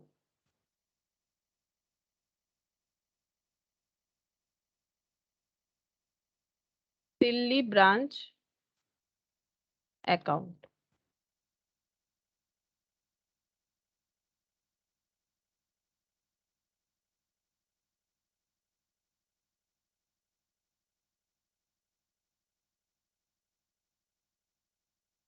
यहां पर देखो, सबसे पहले ओपनिंग स्टॉक दे रखा है तो ये लिख लेते हैं, opening receivable to balance BD. ठीक है, इसमें क्या क्या आ जाएगा? Stock, debtor, petty cash. Stock, debtor, petty cash. ठीक है, स्टॉक में कितना है? 7000। डेटर कितना है? 12600। पेटी कैश 200। 12600 पेटी कैश है 200। ठीक है, अच्छा, इसके बाद good send from head office, ये भी रिकॉर्ड होगा 26000 to good send from head office.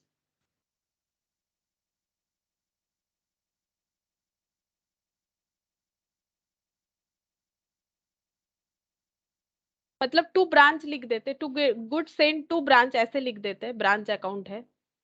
From head office भी लिखोगे तो कोई प्रॉब्लम नहीं है। To good send to branch 26000। ठीक है, to good send to branch 26000 हो गया।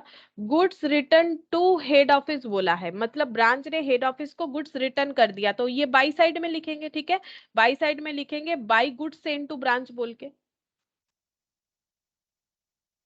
बाई।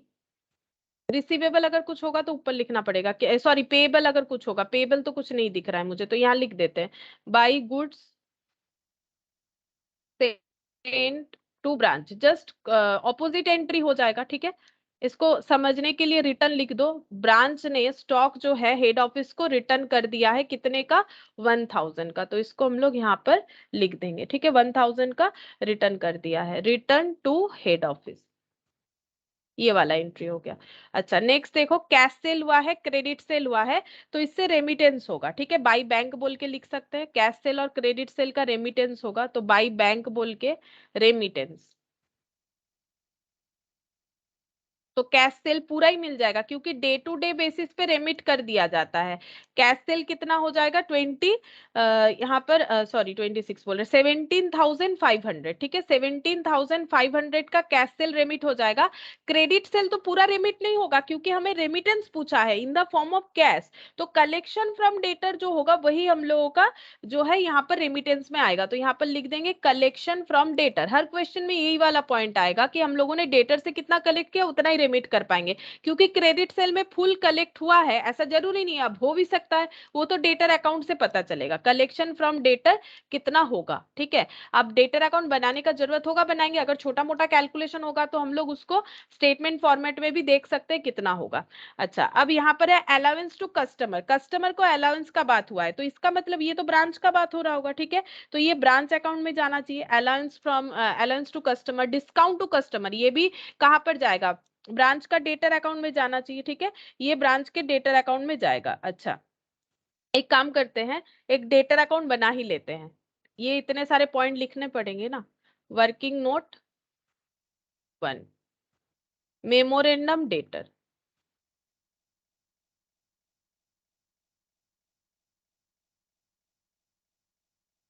देखो जो स्टॉक डेटर मेथड में मेन सोल्यूशन था वो यहाँ पर जो है रफ वर्क हो जाता है, ठीक है। यहाँ पर पहले लिखेंगे टू ओपनिंग बैलेंस, मतलब टू बैलेंस बीडी में कितना आ जाएगा 12,600, ठीक है 12,600।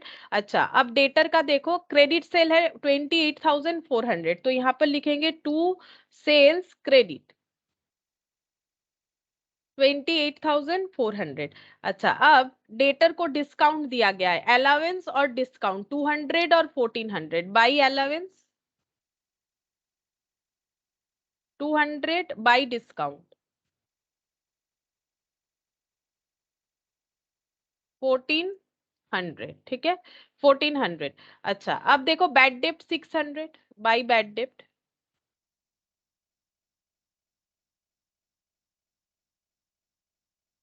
ये ऑलरेडी तुम लोग के कॉपी में ये वाला अकाउंट बना हुआ होगा, ठीक है। गुड्स रिटर्न बाय कस्टमर, ये भी आउटसाइडर के साथ ब्रांच का ट्रांजैक्शन है, तो यहाँ पर लिखेंगे बाय रिटर्न 500। अच्छा और क्या हो जाएगा, सैलरी वेजेस ये सब रेंट यहाँ पर नहीं आएगा, sundry expenses, cash receipt from sundry debtor बता दिया है 28,500, जो हम लोगों ने पिछले वाले क्वेश्चन में खुद से ढूंढा था 28,500, ठीक है। अच्छा और कुछ डेटर से रिलेटेड मुझे तो नहीं दिख रहा है, डेटर का क्लोजिंग बता रहा है 9,800। अच्छा यहाँ तो क्लोजिंग भी बता दिया है, तो डेटर अकाउंट नहीं भी बनाने से चलता है, ये कैश रिसिप्ट दे रखा था मैंने देखा नहीं, ठीक है कोई बात नहीं, यहाँ पर लिख देते हैं 9,800। और ये नीड नहीं था बनाने का क्योंकि हमारे पास सारे बैलेंस जो है अवेलेबल थे, फिर भी बन गया है तो इसका टोटल कर लेते हैं 41,000, इधर भी 41,000 ही होना चाहिए। 1,600 ये हो जाएगा, 1,600 प्लस 600 प्लस 500 और ये हो गया 29,000 प्लस 9,800, तो ये हो जाना चाहिए 41,000, ठीक है। अब हमारे पास क्लोजिंग डेटर भी था तो ये नीड नहीं था बनाने का, कैश कलेक्शन फ्रॉम डेटर है हम लोगों का 28,000, तो ये हम लोग लिख लेते हैं यहाँ पर 28,500, डायरेक्टली लिख लेते हैं यहाँ पर कलेक्शन फ्रॉम डेटर 28,500। ये टोटल आउटर कॉलम में लिख देते हैं 28 और 17,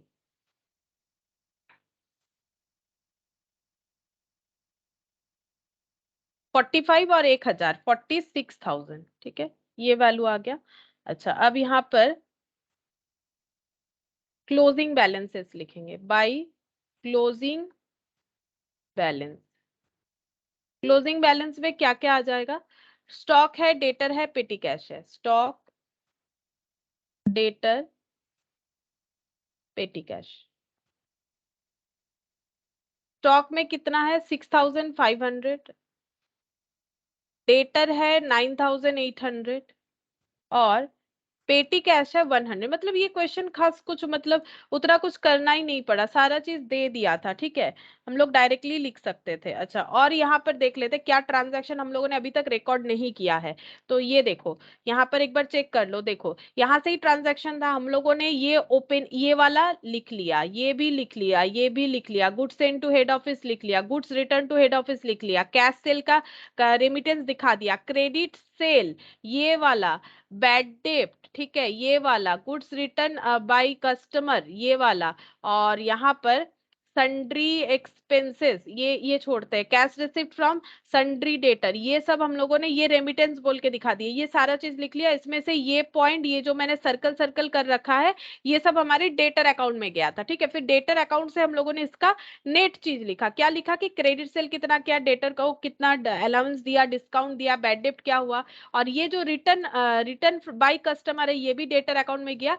और यहाँ पर एक रिटर्न था 1,000 वाला, ये देखो ये हेड ऑफिस में डायरेक्ट जाएगा, मैंने जो ऐसे लाइन लगाया ना वो सब डायरेक्टली चला जाएगा, क्यों, क्योंकि ये हेड ऑफिस और ये जैसे मैंने ऐसे ऐसे दिखाई ये हेड ऑफिस और ब्रांच का डायरेक्ट ट्रांजैक्शन है, ठीक है। और ये जो क्रेडिट सेल हुआ है ये है ब्रांच और कस्टमर का, अलाउंस जो है ये ब्रांच और उसके कस्टमर का, डिस्काउंट अलाउड ब्रांच और उसके कस्टमर का है, बैड डेट ब्रांच और उसके कस्टमर का है, goods return by customer branch और उसके कस्टमर का है, cash receipt from customer branch और उसके कस्टमर का है। ये डायरेक्टली नहीं आएगा। फिर ये डायरेक्टली क्यों आया, मैंने ये लिखा था ना क्योंकि ये रेमिटेंस में आया। अब अगर इतना रिसिप्ट हो गया है हमें बता दिया है तो हम लोग इतना लिखेंगे, अब बचा ये 3 ट्रांजैक्शन, इसका अभी तक हम लोगों ने नहीं लिखा है। सैलरी वेजेस का खर्चा, रेंट रेट्स और सन्ड्री एक्सपेंसेस का खर्चा। हमें ये पता करना पड़ेगा कि ब्रांच का खर्चा पे कौन करता है। तो हम लोगों ने एकदम स्टार्टिंग में ही देखा था कि ब्रांच का सारा खर्चा हेड ऑफिस पे करता है, एक्सेप्ट पेटी कैश का खर्चा। यहाँ पर लिखा हुआ था, ये देखो यहाँ पर लिखा हुआ था कि ऑल द ट्रांजेक्शन्स, ये देखो, the branch expenses from its bank account except petty cash expenses, मतलब ये सारा का सारा खर्चा जो है हेड ऑफिस पे करता है। तो हेड ऑफिस इसको रिकॉर्ड करेगा, यहाँ पर क्या बोल के रिकॉर्ड करेगा, टू बैंक बोल के, ठीक है। तो यहाँ पर लिखेंगे टू बैंक। जैसे पैसा मिलने से बाई बैंक, पैसा जाने से टू बैंक। क्या क्या जा रहा है, किस लिए जा रहा है, सैलरीज का खर्चा, salaries and wages, rent and rates, sundry expenses.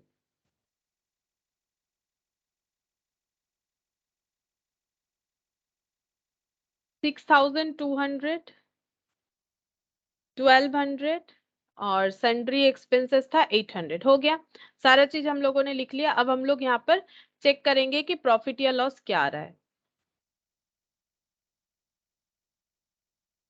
46,000 plus 1,000 plus 6,500 plus 9,900, 63,400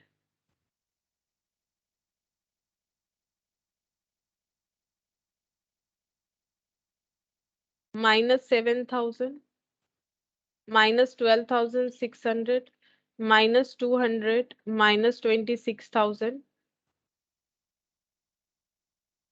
minus 6,200 minus 1,200 minus 800, 9,400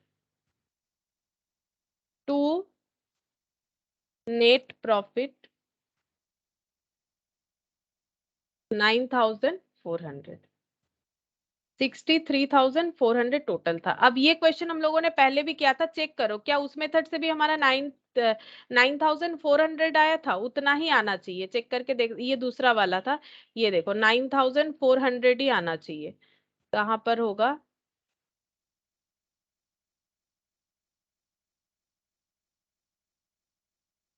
branch ये किया तो था, ठीक है,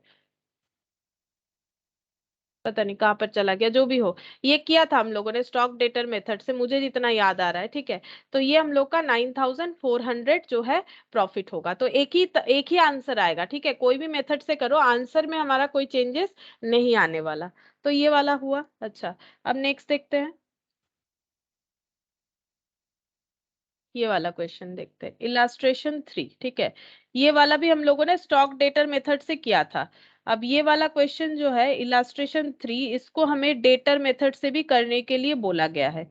यहाँ पर ये सारा देके यहाँ पर बोला है, देखो, सो नेसेसरी लेजर अकाउंट, मतलब ये हमें लेजर अकाउंट बोल रहा है। इसका मतलब नेसेसरी लेजर, ये मैंने लास्ट दिन करवाया था तुम लोगों को, तो ये हो जाता है हम लोगों का स्टॉक एंड डेटर मेथड। और उसके बाद यहाँ पर दिया है take figures from illustration 3A, prepare branch account following debtor methods, मतलब ये वाले क्वेश्चन का बात हो रहा है, ठीक है। मतलब यही क्वेश्चन को हमें कैसे करना है, ब्रांच डेटर, मतलब डेटर मेथड से करना है, यानी ब्रांच अकाउंट बना के दिखाना है, ठीक है। तो चलो प्रिपेयर करके देखते हैं।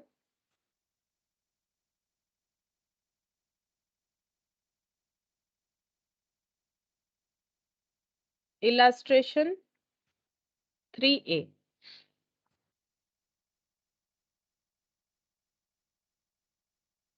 Branch account.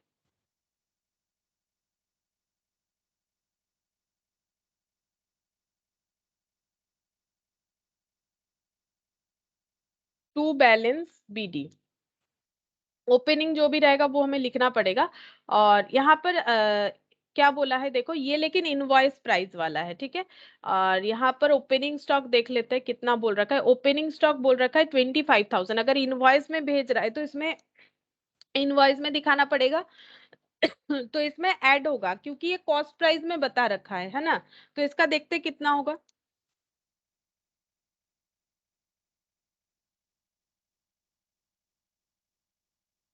25,000 कितना प्राइस लगा के भेज रहा है, 20% अबव कॉस्ट। तो 25,000 पे 20% लगा लेते हैं। स्टॉक 25,000 प्लस 20%, तो ये 30,000 हो जाएगा। ठीक है, अगर इनवॉइस प्राइस में भेजा जा रहा है तो सारी चीज इनवॉइस प्राइस में ही लिखने पड़ेंगे। डेटर 32,750 ये लिख लेते हैं। डेटर का तो और इनवॉइस नहीं होता है, इसका सेल प्राइस होता है 32,750। अच्छा, डेटर के बाद हो जाएगा कैश इन हैंड 5,000, तो यहाँ पर लिखते हैं कैश इन हैंड, ये हो गया 5,000। ठीक है, कैश इन हैंड 5,000 हो गया। अच्छा, और क्या आ जाएगा यहाँ पर? Cost of goods send to branch ये आ जाएगा, लेकिन 2 लाख में नहीं आएगा, इस पे भी हम लोगों को इनवॉइस प्राइस रेडी करना पड़ेगा। तो to goods send to branch, ठीक है, 2 लाख है, 2 लाख पे कितना हो जाएगा? 2 लाख पे 20%, मतलब 40,000, मतलब 2,40,000 to goods send to branch हो जाएगा। अच्छा, goods received by branch till 31 December at invoice price 2,20,000। Invoice price पे भेजा गया था 2,40,000, बट रिसीव्ड है 2,20,000, यानी 40,000 जो है वो अभी तक नहीं पहुंचा है। तो नहीं पहुंचा है तो उसे क्या दिखाना पड़ेगा? उसको देखो, वो क्वेश्चन को मैंने लास्ट दिन भी इस तरह से बोला था। ये देखो कब, ये देख लेते एक मिनट, कहां पर मैंने बनाया था। 3A,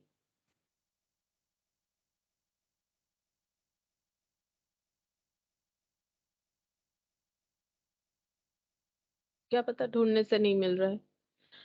चलो कोई बात नहीं, यहाँ पर हम लोग को क्या सोचना पड़ेगा कि 2,40,000 में से 2,20,000 रिसीव हुआ, बाकी नहीं हुआ, तो उसे रिटर्न की तरह ट्रीट करना पड़ेगा। ये मैंने तब भी बोला था, रिटर्न की तरह। तो इसको यहाँ पर by goods send to branch बोल के हम लोग दिखा देंगे।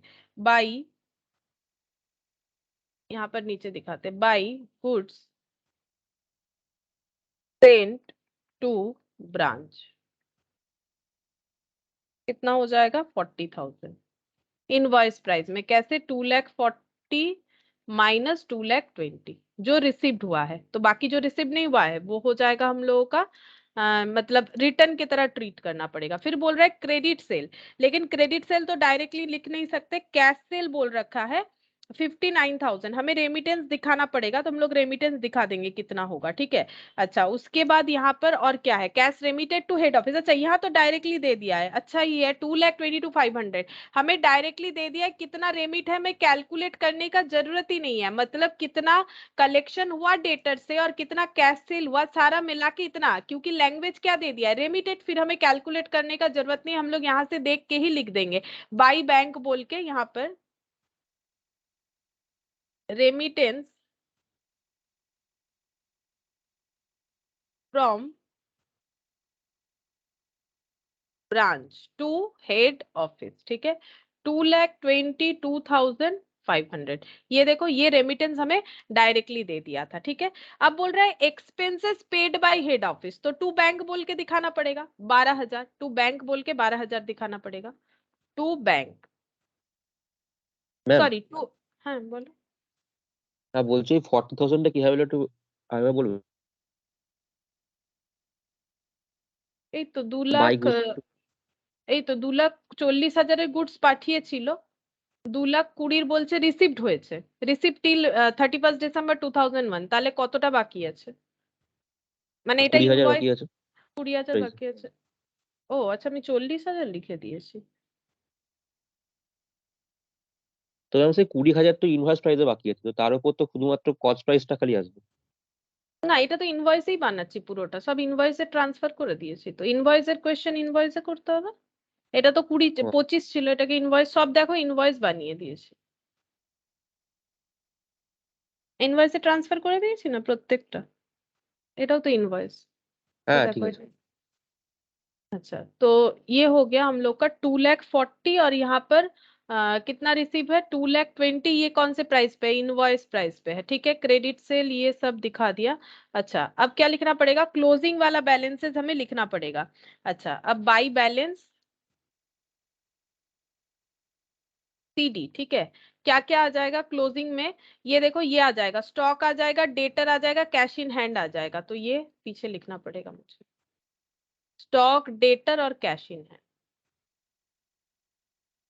Stock, debtor, cash in hand. अच्छा, अब डेटर कितना है 26,000, तो डेटर पहले लिख लेते हैं 26,000। कैश कितना है, कैश इन हैंड है 2,500, तो लिख लिया मैंने 2,500। अच्छा, स्टॉक कितना है, स्टॉक दिख रहा है हम लोग का यहाँ पर 28,000, ठीक है, स्टॉक हम लोगों का 28,000 दिख रहा है। अब हमें यहाँ पर हम लोग क्या कर सकते हैं, देखो यहाँ पर, अच्छा 28 ही दिखा देते हैं, इसको और चेंज करने का जरूरत नहीं, क्योंकि मैंने तो यहाँ पर जो है रिटर्न की तरह ट्रीट कर दिया है। चलो ठीक है, तो ये 28,000, और मुझे नहीं लगता यहाँ पर हमें कुछ करना पड़ेगा, और कुछ है क्या देख लेते हैं। गुड सेंट, क्रेडिट सेल, ये सब कैश रेमिटेड बता दिया। Expenses, bad debt return of, ये तो head office, bad debt return of जो है ये ब्रांच और उसके कस्टमर वाला ट्रांजैक्शन है, ठीक है, ये हेड ऑफिस और ब्रांच का है, लिख दिया। कैश रेमिटेड ये भी लिख दिया, इसको और अलग से करने का जरूरत नहीं क्योंकि हम लोग का कैलकुलेटेड था। अब चेक करते हैं कितना होगा। 30,000, 32,750, 5,000, 2,40,000। अच्छा, ये वैल्यू मैंने लिखा नहीं, टू बैंक बोल के लिख के छोड़ दिया, ये देखो ये लिख रहे थे, ये लिखा नहीं मैंने पूरा, 12,000 ये लिख लेते हैं टू बैंक बोल के। Expenses paid by head office 12,000, ठीक है। अच्छा, हाँ, क्योंकि ये इनवॉइस वाला क्वेश्चन है, हमें क्या करना पड़ेगा, क्योंकि ये इनवॉइस वाला क्वेश्चन है, अब हम लोग को जो है स्टॉक रिजर्व्स जो है वो एलिमिनेट करना पड़ेगा। वहां पर हम लोग एडजस्टमेंट अकाउंट यूज कर रहे थे, यहाँ पर तो हम लोगों के पास एडजस्टमेंट अकाउंट अलग से नहीं है, तो इसी में हम लोग दिखाएंगे, ठीक है। हम लोग को यहाँ पर रिजर्व को यहाँ पर ही कैंसिल करके दिखाना है, किसी भी तरह का स्टॉक रिजर्व वगैरह है तो यहाँ पर ही हमें जो है उसे एलिमिनेट करके दिखाना पड़ेगा। तो यहाँ पर ओपनिंग स्टॉक में है कितना है, यहाँ पर 5,000, ये देखो 5,000 था तभी तो आके 30,000 हुआ, तो यहाँ पर हम लोग लिख देते हैं बाई ओपनिंग। कभी कंसाइनमेंट करते हो तो वहां पर क्या करते हो, उसी अकाउंट में दिखाते हैं ना, उसी तरह से यहाँ पर क्योंकि एक ही अकाउंट बनेगा। और ये क्यों दिखा रहे हैं, क्योंकि यहाँ पर हमारा हमेशा ब्रांच और हेड ऑफिस का ट्रांजैक्शन आता है, तो फिर अगर स्टॉक हेड ऑफिस ने ब्रांच को भेजा है तो उसका रिजर्व भी यहाँ पर ही एलिमिनेट होगा बाई ओपनिंग स्टॉक रिजर्व। ये हो जाएगा हम लोग का 5,000, ठीक है, ओपनिंग स्टॉक रिजर्व 5,000 हो जाएगा। और यहाँ पर हम लोगों का जो ये गुड्स भेजा गया था 2,40,000, इसमें कितना था 40,000 था, वो दिखाना पड़ेगा 40,000। अच्छा, मेरा जगह यहाँ दिखा देते, चलो बाई गुड्स, इसको कैसे लिखना पड़ेगा, पता है इसको कैसे लिखना पड़ता है, ये हम लोग स्टॉक डेटर मेथड में भी जैसे करते हैं, हम दूसरे कलर से लिख देते हैं, ठीक है, तो वही लिखना पड़ेगा ना। To goods send to branch, तो इसको एलिमिनेट करने से by goods send to branch, तो यहाँ पर लिखेंगे by goods send to branch, तो यहाँ पर कितना दिखा देंगे 40,000, ठीक है। ये 40,000 क्योंकि 2 लाख पे 20% यानी कितना है 40,000, यहाँ पर ब्रैकेट में लिख देते रिजर्व, ताकि समझने में किसी तरह का प्रॉब्लम ना हो, ये रिजर्व हो गया। और ये मैंने यहाँ पर रिटर्न की तरह दिखा दिया। ये ऐसे भी कर सकते हैं, या फिर और एक तरीका भी हम लोग कर सकते हैं, यहाँ पर इसको ऐड कर सकते हैं। देखो मैंने क्या दिखाया कि 2,40,000 ट्रांसफर हुआ था इनवॉइस प्राइस में, बट 2,20,000 रिसीव हुआ, तो बाकी जो 20,000 है वो अभी भी रिसीव नहीं हुआ, ठीक है। तो मैंने उस दिन भी ये इसी क्वेश्चन, सेम क्वेश्चन में मैंने ये बोला था, तब ब्रांच बोलेगा मेरे पास रिसीव नहीं हुआ है तो हम इसका ट्रांजैक्शन क्यों दिखाए, तो स्टॉक डेटर मेथड में वहां पर नहीं दिखाए थे हम लोगों ने, ठीक है। यहाँ पर हम लोग क्या ट्रीट करेंगे, फिर हेड ऑफिस क्या बोला था, हेड ऑफिस बोला था ठीक है हम सीनियर है, हम मान लेते हैं कि वो स्टॉक मेरे पास ही पड़ा हुआ है, वो स्टॉक मेरे पास ही पड़ा हुआ है, यानी ब्रांच अपना रिसीवेबल जो क्लोजिंग स्टॉक है ना उसमें भी ये अमाउंट ऐड करके दिखा सकता है, या तो ऐसे दिखा सकता है, ऐसे दिखाने से इसका यहाँ पर क्रॉस पोस्टिंग करके हमें इसका जो है इसमें इनवॉइस प्राइस में जो लोडिंग इंक्लूडेड है, इसमें जो लोडिंग इंक्लूडेड है इसे लेस करना पड़ेगा, अगेन यहाँ पर 28,000 का लोडिंग भी यहाँ से एलिमिनेट करना पड़ेगा। लेकिन अगर हम लोग ऐसा कर देते हैं कि इसको हम लोग क्लोजिंग स्टॉक में ऐड कर देते हैं कि ब्रांच बोल रहा है मेरे पास 2,40,000 का सामान आया नहीं है, मेरे पास 2,20,000 का है, ब्रांच से थोड़ी ना हेड ऑफिस झगड़ा करेगा, हेड ऑफिस को खुद सुलझाना पड़ेगा, वो तो डिपेंडेंट ब्रांच है। हेड ऑफिस बोलेगा अच्छा ठीक है हम सोल्यूशन करते हैं, क्या है हम मान लेते हैं कि वो स्टॉक मेरे पास ही है, ठीक है, तो हम लोग क्या करेंगे उसको क्लोजिंग स्टॉक में भी चाहे तो दिखा सकते हैं, मतलब तुम लोग चाहो तो इसको यहाँ नहीं लिख के यहाँ क्लोजिंग स्टॉक में दिखा सकते हो कि ब्रांच से मेरा क्लोजिंग स्टॉक रिसीवेबल इतना होगा, ठीक है।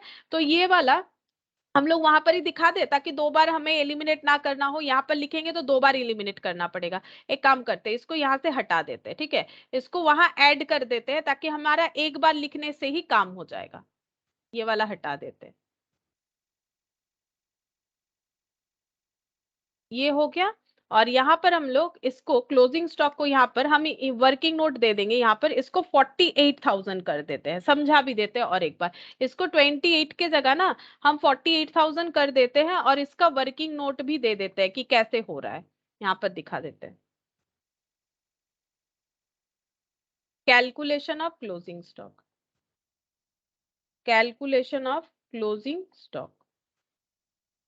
तो स्टॉक एट ब्रांच, जो ब्रांच में है अभी है, जो दिख रहा है, जो ब्रांच ने डेटा भेजा है, that is 28,000 stock at branch. और stock in transit,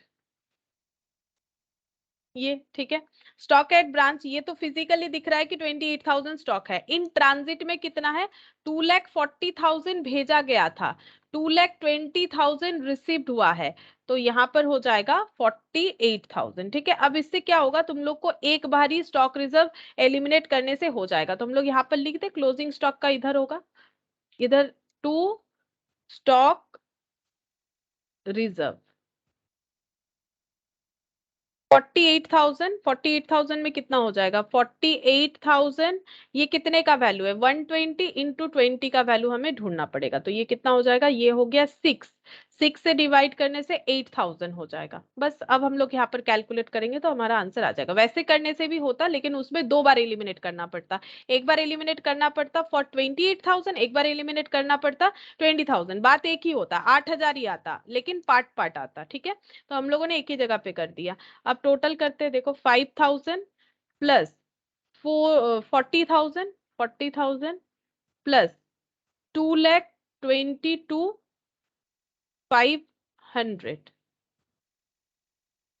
plus 48,000 plus 26,000 plus 2,500 3,44,000। अच्छा,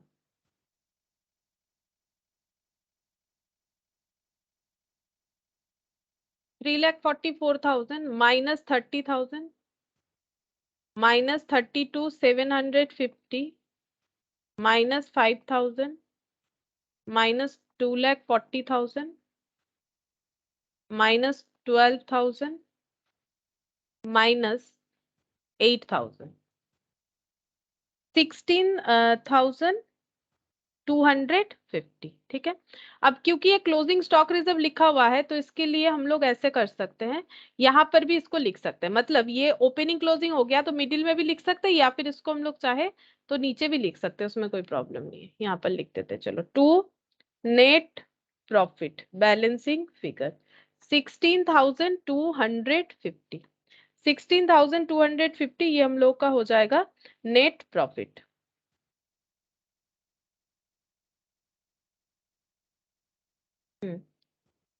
हम ये चेक करें, हम लोग का प्रीवियस वाले में भी ओवरऑल ऐसा ही आना चाहिए था। ठीक है, अभी मिल तो नहीं रहा है, किया तो है हम लोगों ने। ठीक है, तो इसमें आंसर आ जाएगा हम लोग का 16,250। तो यहाँ पर ये कौन सा वाला क्वेश्चन था, इनवॉइस वाला था। सेम प्रोसेस से ही हमें करना है जैसा करना है, बट जहां जहां लोडिंग इंक्लूडेड है, लोडिंग यहाँ पर ही एलिमिनेट हो जाएगा। ठीक है, लोडिंग को एलिमिनेट करना है इसी अकाउंट में, दूसरे किसी अकाउंट में नहीं करना है। ये हम लोगों ने इलास्ट्रेशन 3B कर लिया। ठीक है, इलास्ट्रेशन 3B हो गया।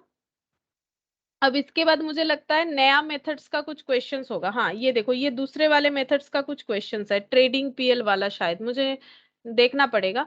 ठीक है, तो एक काम करते हैं, यहाँ तक ही हम लोग करते हैं, नेक्स्ट क्लास में हम लोग बाकी करेंगे। ठीक है, और तब तक तुम लोगों के पास अगर मैंने जो पीडीएफ शेयर किया उसमें स्टॉक डेटर और डेटर मेथड का ऐसा कोई क्वेश्चन है जो मैंने नहीं करवाया है, तो तुम लोग एज ए होमवर्क उसे ट्राई करके देख सकते हो। ठीक है, फिर आज इतना ही करते हैं।